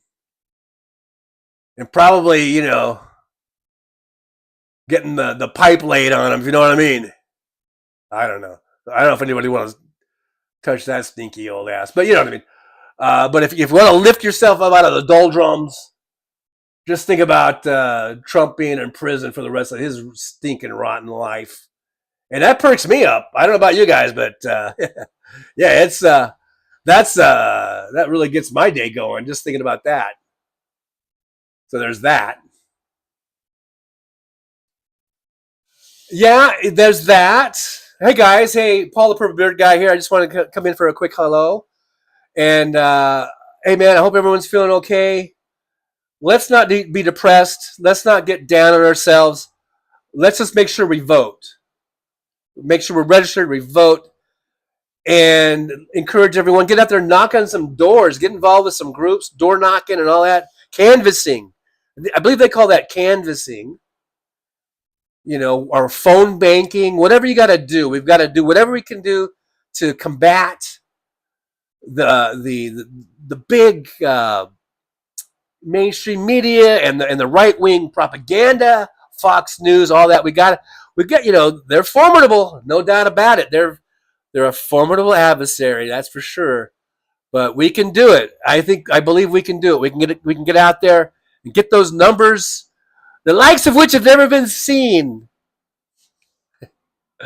You know, and just make sure that we trounce Trump. We got to trounce Trump. I'm copywriting that one, by the way. Oh, I hope I'm not too close on the mic. I might be screaming into the mic. I apologize. But yeah, make sure you guys are registered. Make sure you vote, and then you can, plenty of ways you can contribute to the campaign, whether it's through a few bucks, throw a few bucks at it, or whether you just volunteer your time, canvassing and phone banking and all that good stuff. We got to make sure that the scourge, oranges. Oh, I got into a loop there. That the orange menace gets nowhere near the levers of power ever again. We have to make sure of that, because it just take my word for it. Trump is not good for the country. It's not good for the world. Okay, we don't need any more dictators. There's enough dictators in this world. We don't need another one, especially here in America. We need to lead. We need to be the leaders, right? Right? Aren't we supposed to be the leaders of democracy? Aren't we supposed to show the rest of the world how it's done? Well, come on, doggone it. Let's get it done. Vote for Kamala Harris. And vote blue all up and down the ticket. Give Kamala Harris the Congress that she needs. And who knows? Maybe if we get enough of the numbers someday, maybe we can add a couple more states. Maybe we can eliminate the Electoral College. You know, but it's going to take voting. It's going to take effort. It's going to take getting those Democrats elected. So let's do it. But one thing at a time. One thing at a time. We got November 5th coming up. Man, it's less than 60 days. We're almost there. And just hang in there. Don't let the chads of the world discourage you or get you down or get you depressed. Just don't do it. That, you know, the way you fight that is by voting and supporting Kamala Harris in any way you can. Financially or with your time. That's how we defeat the fascism of the maggots. Because they really are a bunch of fascists. And I know that's a harsh word, and I don't like to be harsh, and I really want to be positive. But let's face it.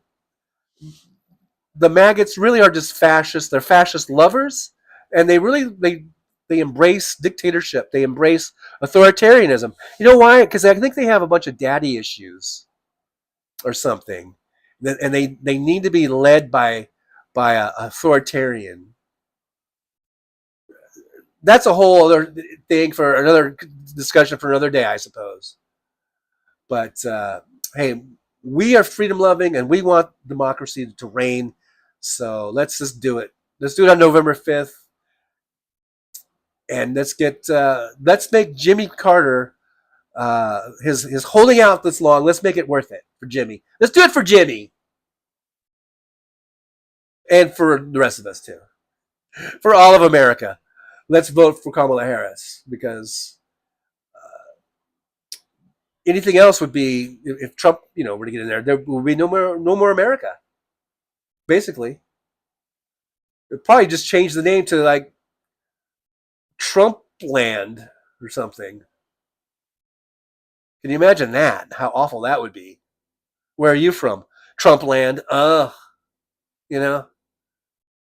Gosh. Ugh. I think I threw up a little bit in my mouth just now, just saying that. All right, I think Trucker John's okay now. He looks. I'm looking over at him over there, and it looks like he's kind of coming out of it. So I'm gonna throw it back to old Trucker John. All right, thanks guys for jumping in there, letting me take a little break. I appreciate Tough Cookie and Paul the Purple Beard guy for having my back.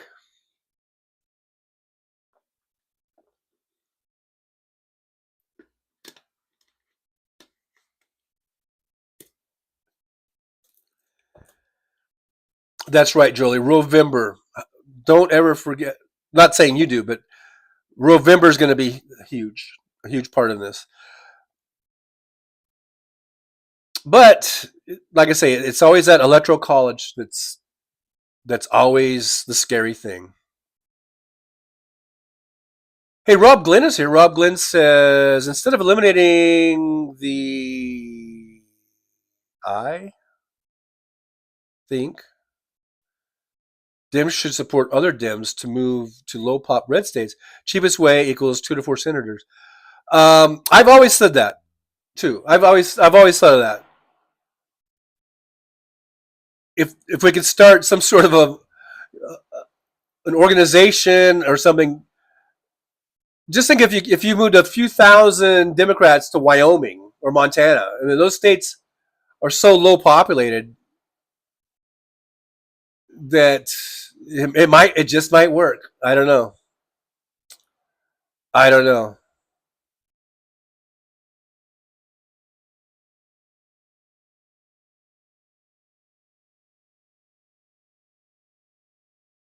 Well, Chad, if you don't want to be called stupid, then don't do stupid things like support Donald Trump. That's a stupid thing to do. Supporting Donald Trump is stupid. And if you take that as being name calling, and somehow you're a victim, then I don't know what to tell you. But voting for Donald Trump is a stupid thing to do because Donald Trump is horrible. You might as well be voting for fucking Adolf Hitler. Is that who you support? Is that the type of people you support? Do you support people like Adolf Hitler? Because if you are supporting Donald Trump, you are supporting a person that is very much like Adolf Hitler. Where do you think Trump gets most of his shit? One of the only books he's probably ever read are the sayings or the speeches of Adolf Hitler. He had that on his nightstand. So if you think supporting people like that, supporting dictators, is a good thing, then you're wrong. You're just wrong. If that's name calling, then forgive the fuck out of me. I just call them as I see them.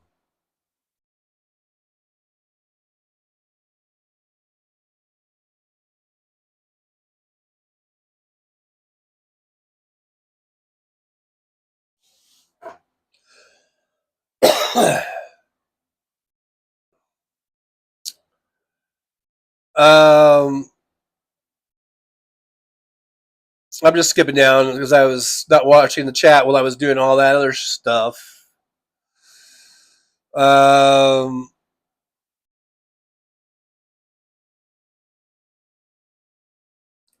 just because someone donates to this channel doesn't mean they're going to get a free ride as far as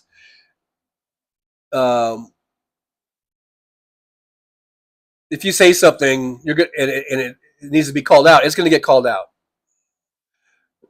regardless of your donations.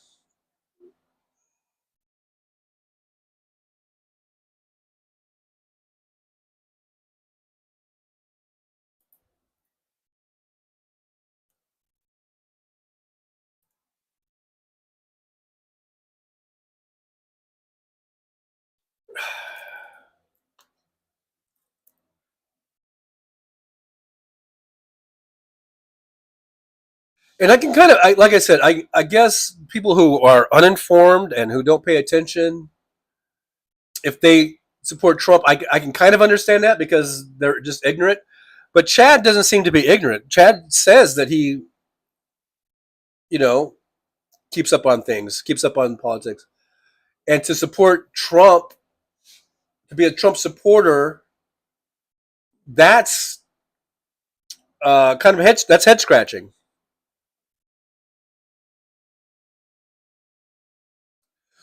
Rob 4419, how's this, TJ? If we vote, she will win, like Field of Dreams.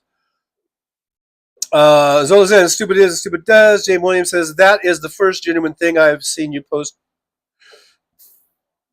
Chad, you are indeed confused. Chad says, I'm not playing victim. I'm pointing out that as an argument, name calling is grade school behavior. Well, but I guess you have no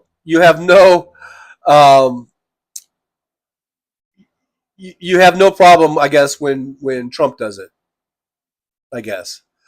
Mad Max says, we have empathy, so we can imagine what it would be like to have such a Nazi as POTUS, and the country would truthfully be turned into shit. I'm going to say shit. Mad Max said shite, but I'm just going to say shit. I'm going to Americanize it a bit. At Chad Boswell. Jolie says, I'm sure Chad has his own copy of Mein Kampf. And Chad did another $10 donation. Thank you, Chad. I appreciate it. Says, I expect to be called out. This is because I find you entertaining and genuine. Well, thank you very much, Chad. I appreciate it. I appreciate your support of the show. And I appreciate that you hang in there. If we do name call, it's not. I'm sure you've gone to other places, other chats where the name calling was worse. If all you're getting is, I think maybe you're talking about me because I said you were stupid or it's stupid to vote for Trump. If that's all you're getting, then I guess consider yourself lucky. I'm sure you've been in other chat rooms where, it's probably just way worse than that. So, anyhow, Michael McAdris says, what is so hard about standing up for our democracy and making sure Dumpy Stump goes to prison? Roxanne says, I don't believe you were called a name, but if you identified with the behavior, that's on you, Chad. But yeah, thank you. I see the thing. I'm going to give it a heart and everything. Thank you, Chad. I appreciate it. It's very nice of you to do that. Mad Max says, I'm not a thing, brother. Michael McAndrews right on. Oliver Brownlow at Chad Boswick. Yes, name calling is indeed terrible. Paul Sharkimanian watched a documentary about the Electoral College, and it is based in a few places where people are living in a twilight reality. It makes no sense. Chad Bostic, I don't like when Trump name calls either. I don't call anyone names myself. Rob 4419, Trump's rhetoric is off the charts and is dangerous. Jolie says, thanks, Chad. You still suck. Is that name calling? If Jolie says you suck, I'm curious. Do you take that as name calling? I think it's just kind of a tongue-in-cheek, kind of a funny thing, whatever. James Williams, is that Russia money? Uh-oh, James. I hope not. Chad, are you Russian? It's only Russian money, I guess, if Chad is Russian, or if Chad is being backed by Russia money. I better check into that. Chad says, yeah, this chat is very mild. I'm all good with it. Okay. Roxanne says the operative word is not wood. Word is am, not wood. Paul Shruggy says, Chad, I've been offensive to you. Please learn to question yourself before you believe what Crunt has to say.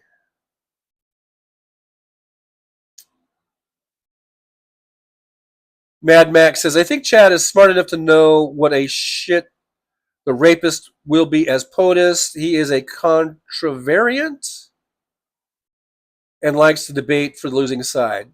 A contravariant. I've heard of contrarian. Contravariant. Wow, that's fancy. That's got some fancy words going on in there. Jolie says, it does make me feel better that at least you know it. Chad says, not name calling to say I suck. I find it humorous. Hey, Michael McAndrews with a $20 real American money. Thank you, Michael, so much. I appreciate you for the support of the show. Thank you so much. That will help us to improve the show, I'm sure, in some way. Get some more of these state-of-the-art graphics over here. But thank you, Michael. I appreciate it. Always appreciate it. And the support. Always do. James says Timmy the Tool is American, kind of. Are we talking about Tim Pool or Dim Tool? He's an American, but he's a sellout. He sold his soul for the money. Sold his soul. Raw 4419, forget Trump's name calling and focus on Chad.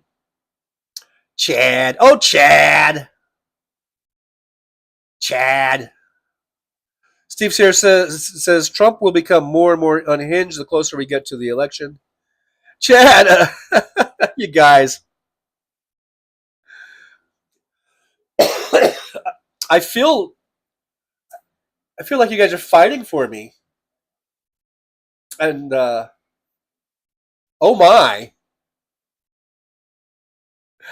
Thank you, Chad. I appreciate it. Here's some more Russia money.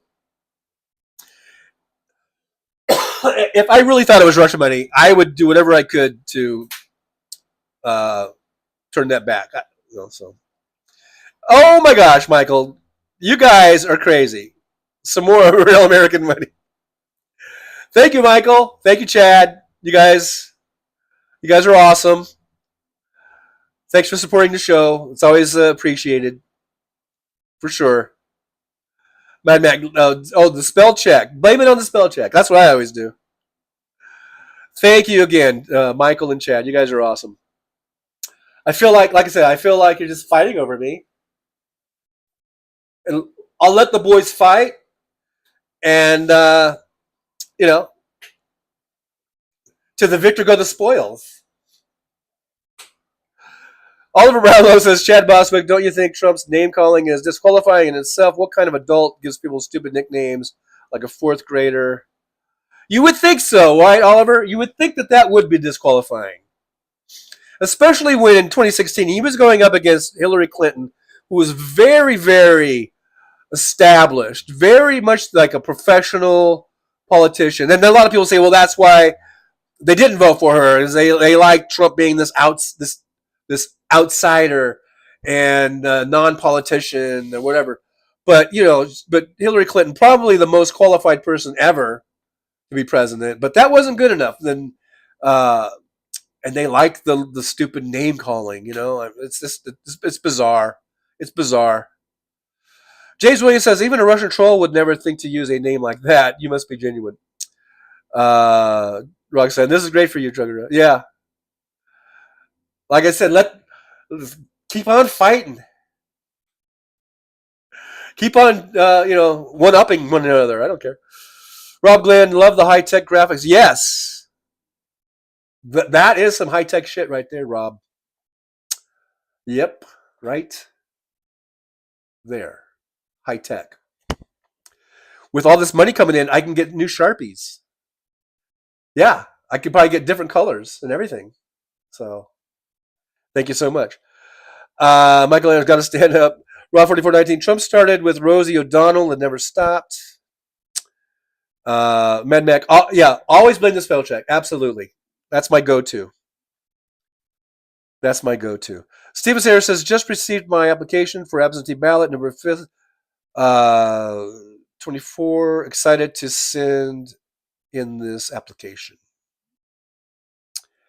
Yeah, let's get her in. Get her done. Roxanne Arfield, AI at its finest, Rob Lynn. Chad Bostic says, dang, I just tried donating 50 and my card issuer declined the transaction. Sorry, bro. They're probably like, this is a suspicious activity. This Trucker John fellow, are you sure you want to do this? This sounds like suspicious activity. I get it. James Ramiro is laughing.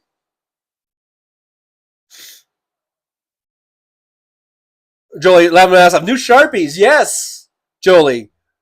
New Sharpies for the show. Hey, those Sharpies aren't cheap, man.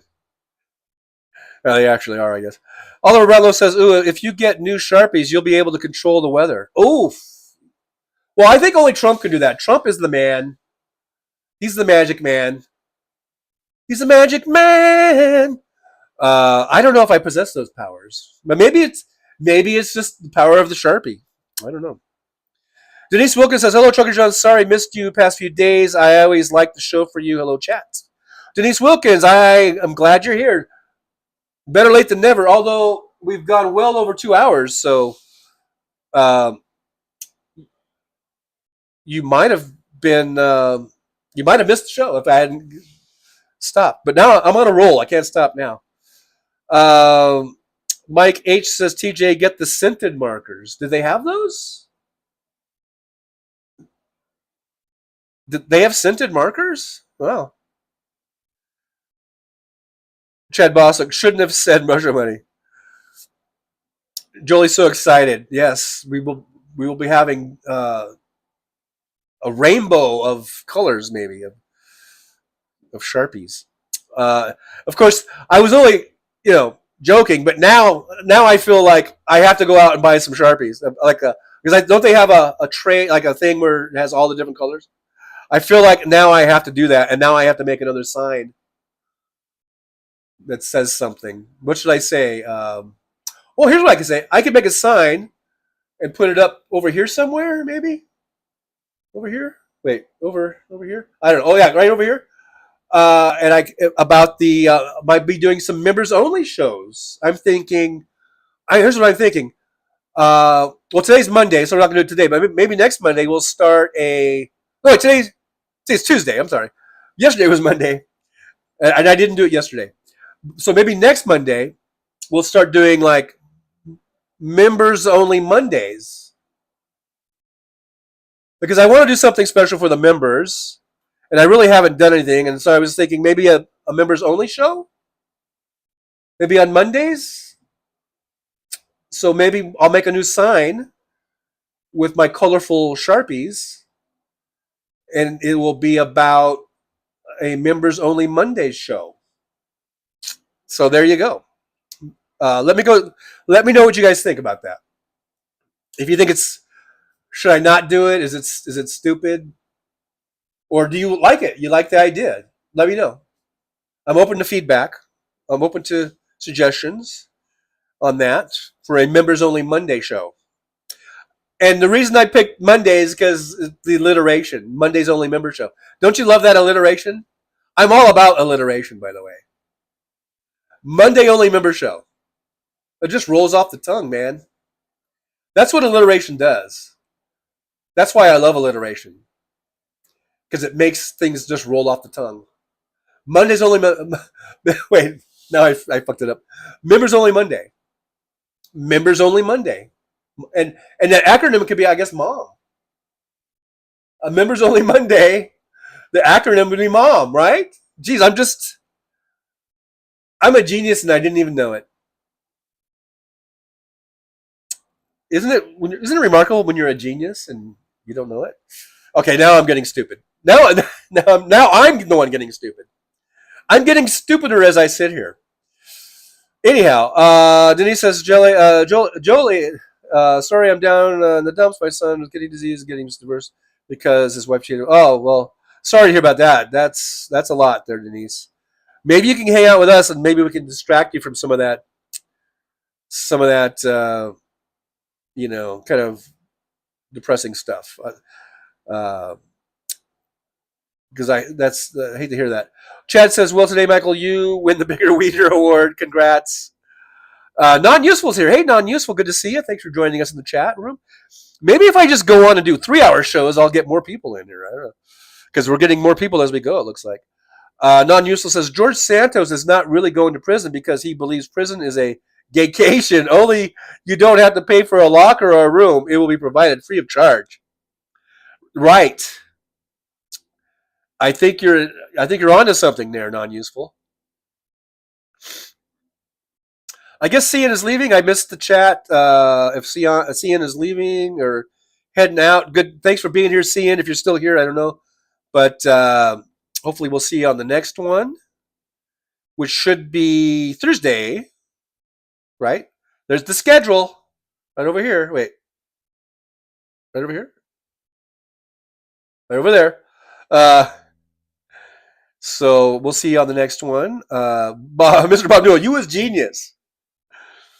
Yeah. Denise Wilkins, I'm not in a good headspace because I took him in the dark place that scared me. Well, Denise, I hope things turn around for you, get better. Mike H says, Mr. Sketch scented markers are good shit.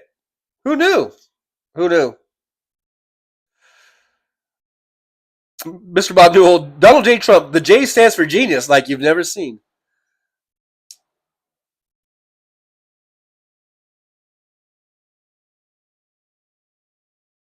Paul Shruggy Man, TJ, are you and Hal planning something before or after the debate?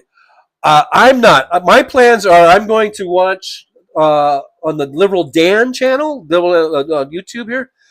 Jolie had posted the link earlier, in case you didn't see it. I plan on going in there and hanging out with the chat folks with Liberal Dan. And that's my plans. And then afterwards, I think Hal was going to come on after and do a thing, so I might be in there in that chat. But as far as me doing anything, I'm not going to live stream or anything like that. Jolie says, I think it would be great to do something for the channel members. Thank you, Jolie. Do you like Members Only Mondays? How it just rolls off the tongue? And the acronym is MOM? Do you like that part?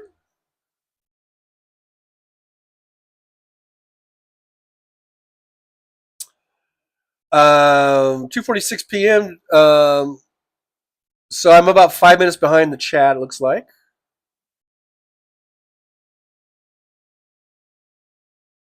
Non-Useful says George Santos could see 8 years with no getting off for good behavior.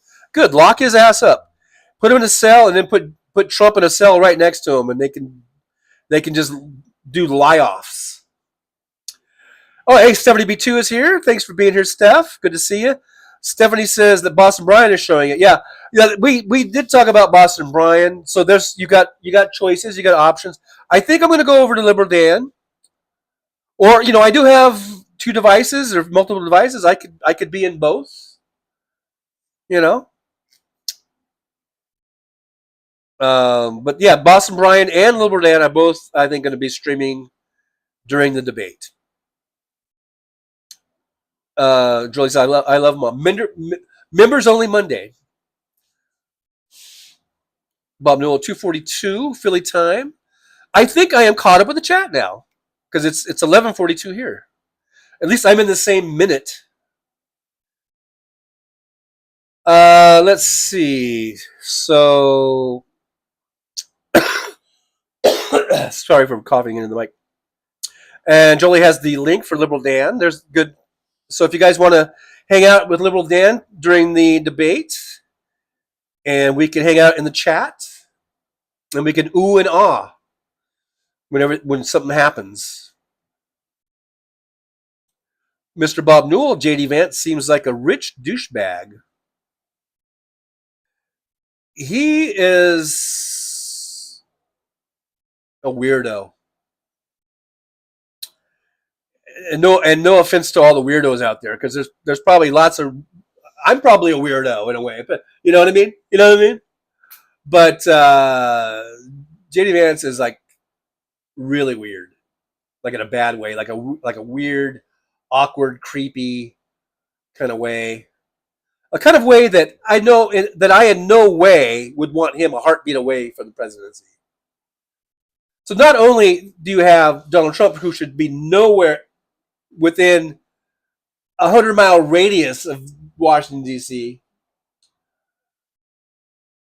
his vice president should not be there either. It's like two bad choices. They're awful people. They are just totally awful people.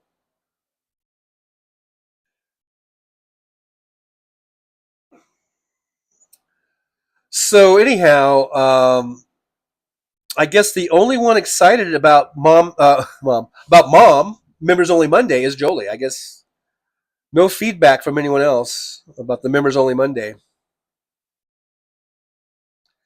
So I don't know if anyone's going to show up. I don't know. Chad Bosnick says, I'll come over to dance tonight. Good. Well, looking forward to see you there, Chad.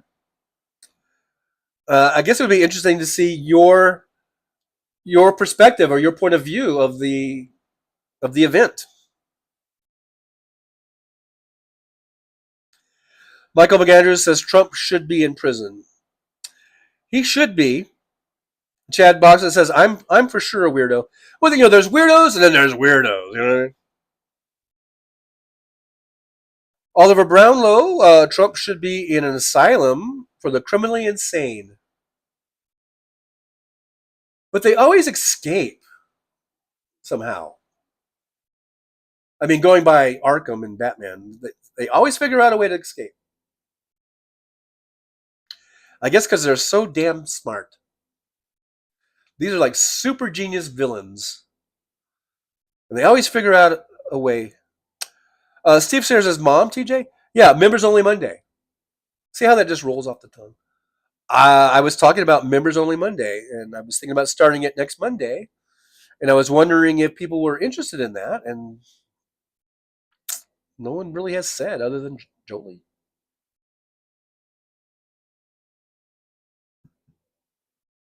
No, I'm sad. William says, I'd watch every day if you were on. Well, thank you, William. Thank you so much. I might go on more. I don't know. I just got to work my schedules out and everything. Roxanne, not familiar with Mom. I was just talking about it like 15 minutes ago. It's called Members Only Monday. I was thinking about doing a show on Mondays for members only and calling it Members Only Monday. And that was the whole thing about the Sharpies and making a new sign that would go like right up over here somewhere.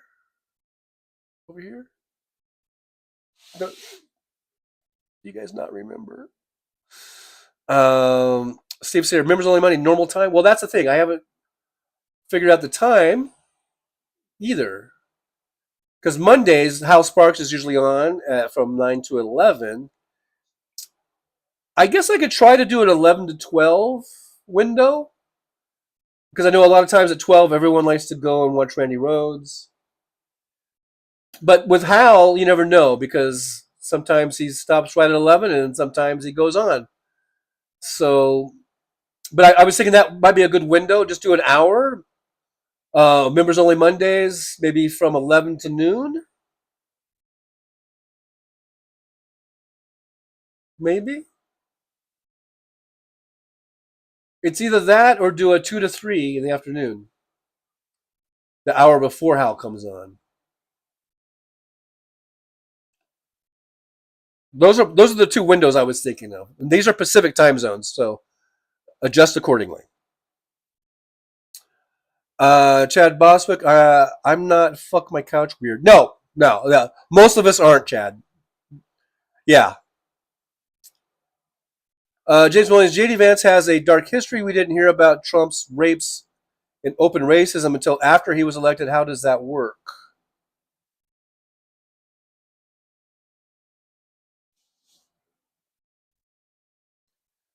Well,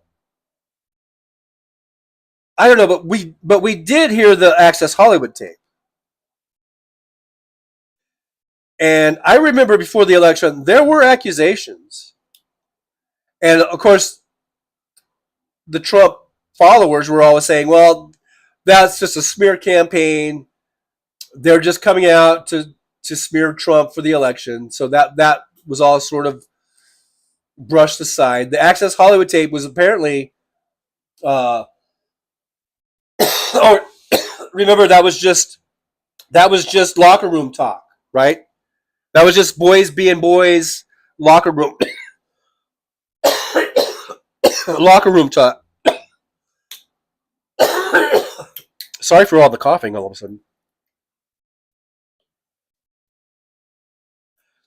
To which I remember responding, I was in a lot of locker rooms as a football player in my day. And I don't remember ever once anyone or myself talking about how I just walk up and grab girls by the pussy. Not once. Now, we might have said a lot of like blue, we call it blue humor, or there might have been a lot of sex talk or whatever. But we weren't talking about assaulting women. And I'm not saying we were all perfect angels or whatever, but there was no talk of us I just go up and I just grab them by the pussy. When you're a big football player, you can do that. Not once did I ever hear any of that kind of locker room talk. It might have been like, man, we went to a party last night and it was off the hook, man. There was girls all over the place and they were hot.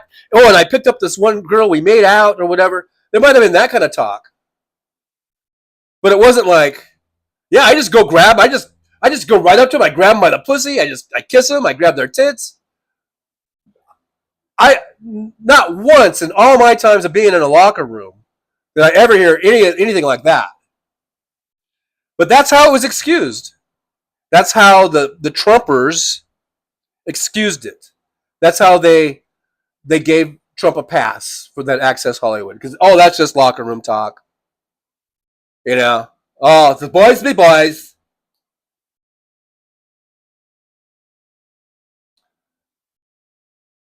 And it's bullshit. It's bullshit. To just let him off the hook like that.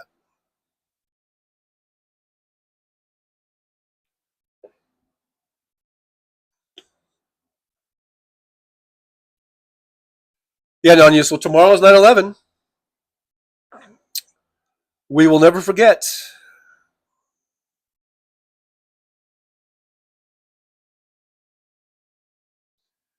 We will never forget.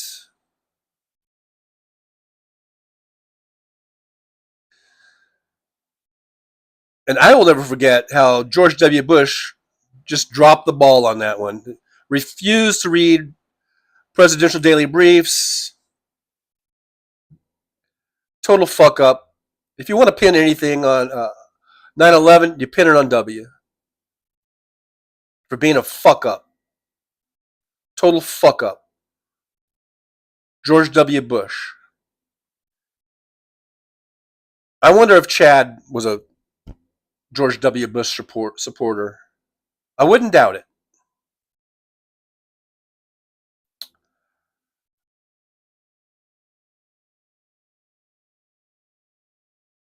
I would not doubt it.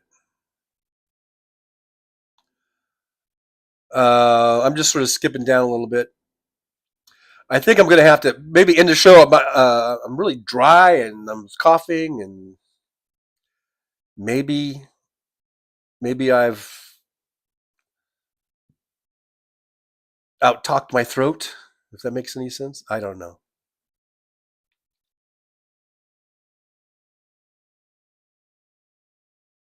Let's see here.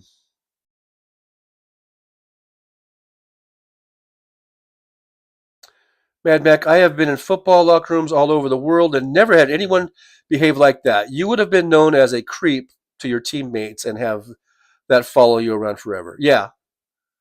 So that's why that whole argument never did wash. Is that the right way to say it? When they were just trying to excuse that behavior by Just saying it was locker room talk. That was bullshit. It was fucking bullshit. That was not locker room talk. That was the talk of a fucking serial sexual abuser.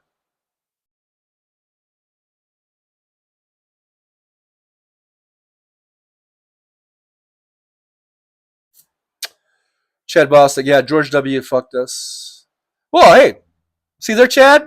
Common ground. I think we have some common ground, maybe, on that.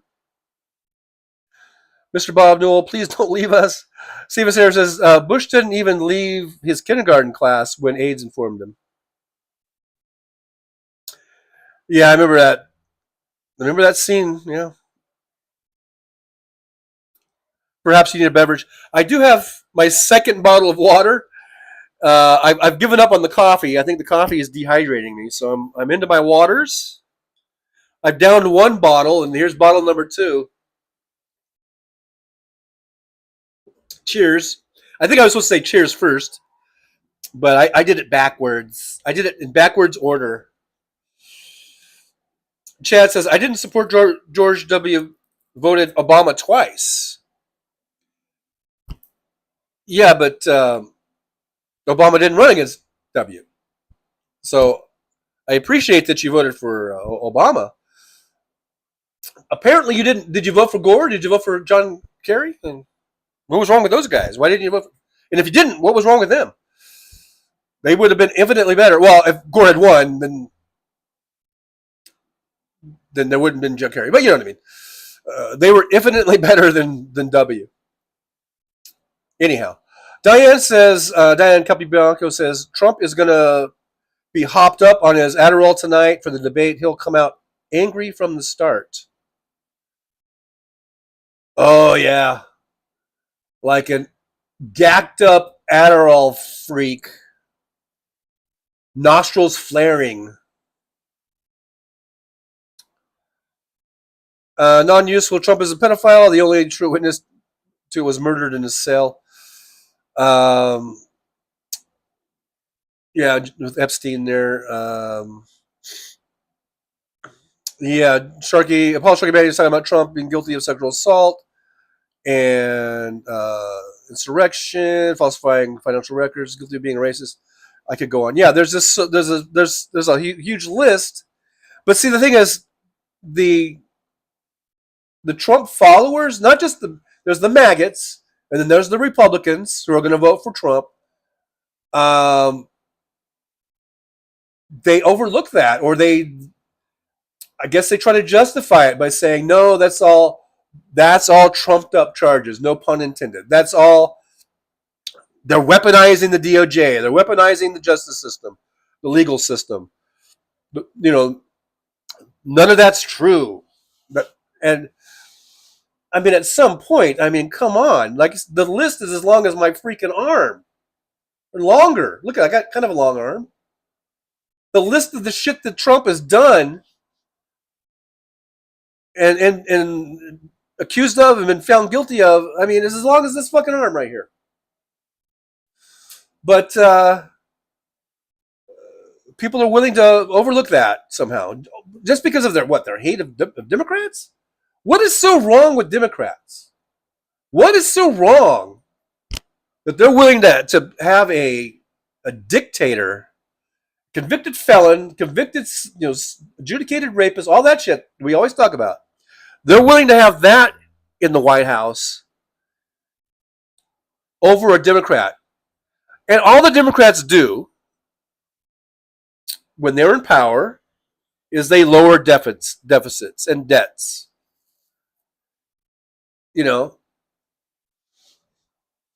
They get the economy rolling. They get jobs. They create jobs.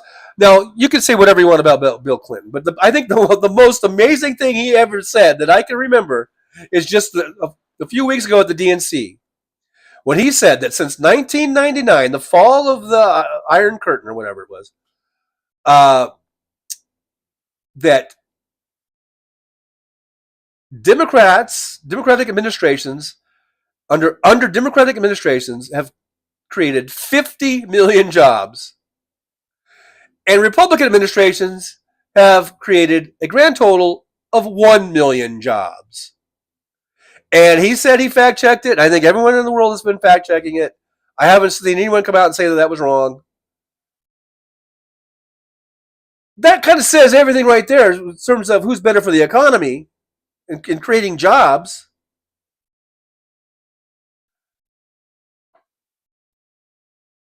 So I don't understand what is so bad about Democrats that you would pick shitty people over them, especially Donald Trump. I mean, I could say W was shitty, and I don't think he was really ever convicted of anything, right? And maybe there were some things. Maybe he had a DUI or something. I don't know, whatever. But overall, there's not much there. But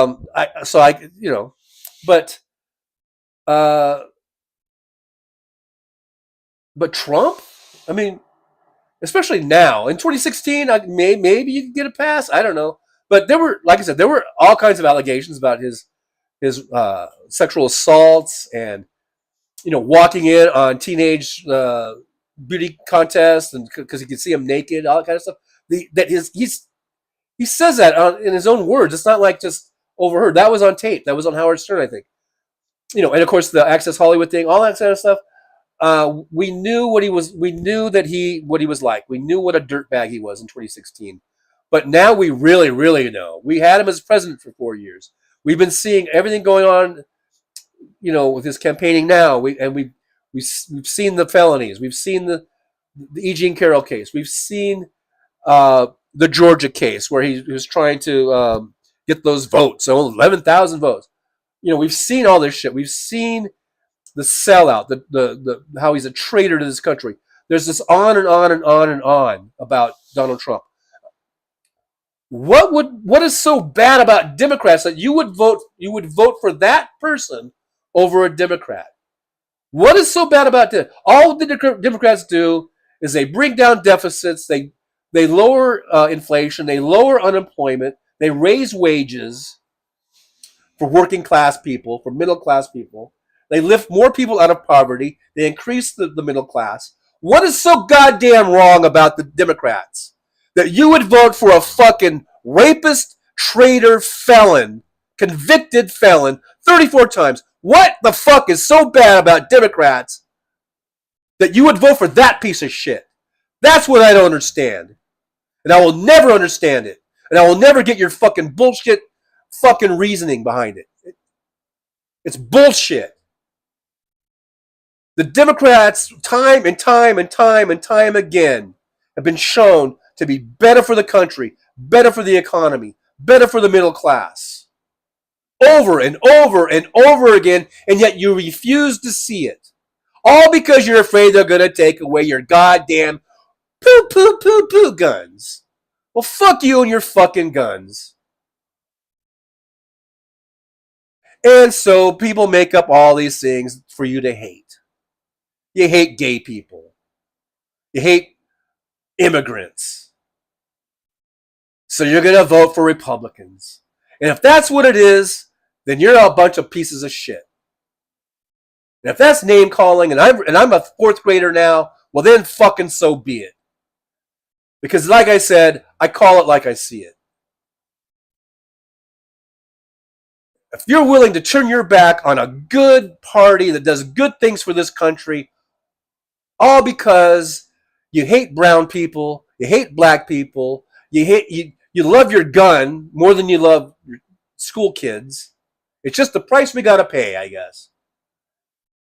Our love of guns, so be it if your kids get killed. Fuck you. Our guns are more important. If I call you people like that a bunch of dumb shit motherfuckers, and I've resorted now to name calling, well then so fucking be it. Because you know what? Sometimes you deserve to be name called. When you're that fucking idiotic. That you would put your love of guns over your love of children. And vote for fucking a dictator wannabe like Donald Trump over and over and over again. You've done it. Reagan was a piece of shit. Bush was a piece of shit. Trump is a piece of shit. And we've had good presidents on the Democratic side that they get in, they clean up the economies, they lower employment, they raise wages, they increase the middle class, they help more people get out of poverty. Over and over and over again, we see the examples of it. And yet you don't give a fuck. You don't give a fuck. Because your AR-15 is more important. And you hate gay people getting married. And you don't like women being able to have domain over their own fucking bodies and make their choices, their own reproductive choices. You don't like that. You don't like giving that type of freedom away. You want to control everything. And so you're willing to vote for a person like Donald Trump. That's it. That's it. That's why. If we ever wonder why, we need not wonder anymore. We know. Now we know. You don't really give a fuck about the economy. You say you do, but you don't. All you care about is making love to your AR-15, going to bed with it, hugging it and holding it, caressing it. You love that gun, don't you? Oh, you love your fucking guns. That's all that matters. I don't care if fucking Adolf Hitler himself rose from the dead and ran for the Republican Party. I would vote for him because I would know that there's not going to be a Democrat in there trying to take my guns away. And letting gay people marry the people that they love. And letting women have a choice over their own reproductive choices, their own bodies. I'd rather have an Adolf Hitler in there. And that's not hyperbole.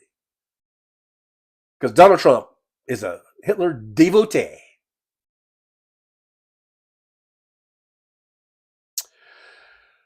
All right. Today's rant brought to you by Mondays Only Members. Wait, Members Only Mondays.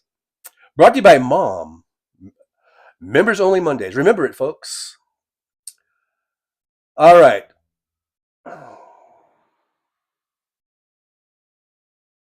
All right, guys. It's 12:06. I know Randy Rhodes coming on. She's coming on right now as we speak. Right now she's coming on.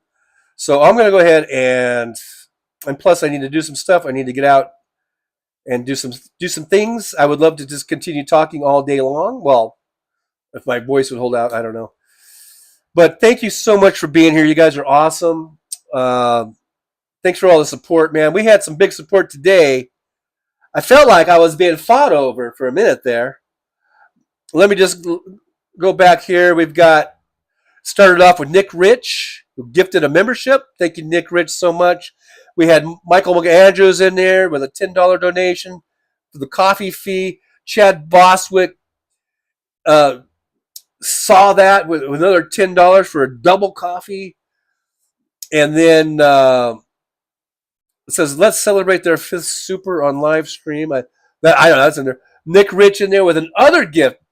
So Nick Rich gifted 2 memberships today. Then Chad Boswick comes in with another $10 super chat. Thank you so much, Chad. And then Michael McAndrews said, well, fuck you. I'm giving $20 of real American money, not that Russian money. And then Chad comes in with another 20. He says, double money. I just felt like I was just like the belle of the ball at this point. And Michael McAndrews comes in with $40 with some more real American money. You guys are awesome. Thank you so much for the support of the show. The show wouldn't be here without you guys. And let's see. Jolie says, I love so much that this is being blasted from my JBL speaker outside of all my MAGA neighbors. Yeah. Vote blue. Vote Kamala Harris. There, I'm shouting it out to the neighbors there. Sehal says, if you're going to own a gun, be responsible. Yeah. Gun. But thank you, Sehal. By the way, Sehal, thank you very much for being here. Coming in at the tail end. I do appreciate it. I don't mean to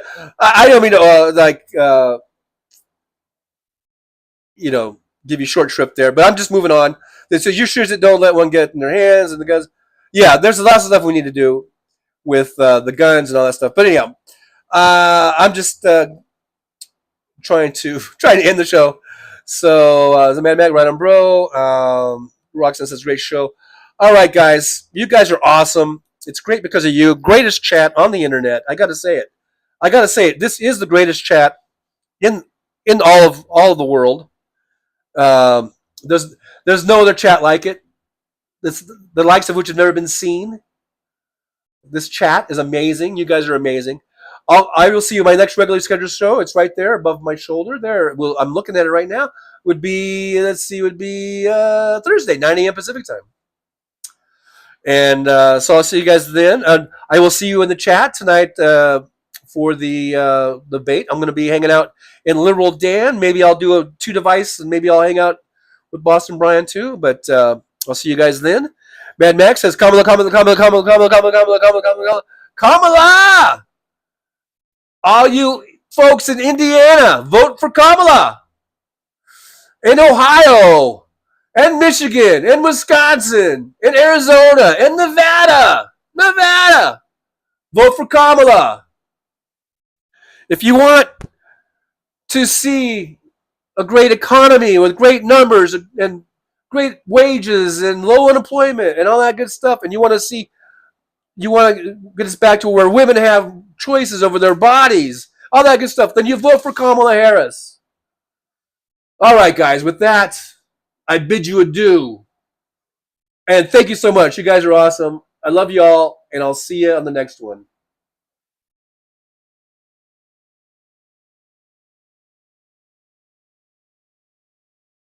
Well, it's time to say goodbye. The show has come to an end. But don't be sad, no, don't you cry. We're all gonna come back and meet again. We'll have some fun times, hopefully nothing too bad. We might talk about war crimes. Might talk about Baghdad. I doubt we'll talk about door chimes. But if we did, I'd be only too glad. So hasta la vista, baby. The show is over, but could I ask you maybe to take a shower? No, that's not what I meant, but I couldn't think of anything to rhyme with over. Now my whole rhyming scheme is all screwed up. Oh shit, I should have stuck to truck driving, who I tried to kid. At least when I was out there driving, I could handle a skid. But doing this live stream, baby, has been a real kid. So I hope to see y'all again right here on the Trucker John live stream. We're gonna do it again and again, right here in the Trucker John live stream. Yeah, the Trucker John live stream. We're gonna come back and do it all again. No, this ain't no dream. This is where we win, right here on the Trucker John live stream. No, this time to say goodbye. The show is coming in. But don't be sad, no, don't you cry. We're all gonna come back and meet again.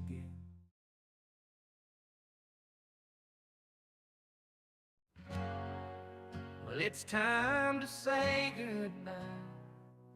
The show has come to an end. Don't be sad, no, don't you cry. We're all gonna come back and meet again. We'll have some fun times, hopefully. Nothing too bad. We might talk about war crimes, might talk about Baghdad. I doubt we'll talk about gold chimes, but if we did, I'd be on to glad. So hasta la vista, baby, the show is over, but could I ask you, baby, to take a shower? No, that's not what I meant, but I couldn't think of anything to rhyme with over. Now my whole rhyming scheme is all screwed up. Oh shit, I should've stopped a truck driving. Who am I trying to kid? At least when I was out there driving, I could handle the skid. Doing this live stream, baby, it's been a real kick. So I hope to see y'all again, right here on the Trucker John live stream. We gonna do it again and again and again, right here in the Trucker John live stream. Yeah, the Trucker John live stream. We're gonna come back and do it all again. No, this ain't no dream, this is where we win, right here on the Trucker John. At least when I was out there driving, I could handle the skid. Doing this live stream, baby, it's been a real kick. So I hope to see y'all again, right here on the Trucker John live stream. We gonna do it again and again and again, right here in the Trucker John live stream. Yeah, the Trucker John live stream. We're gonna come back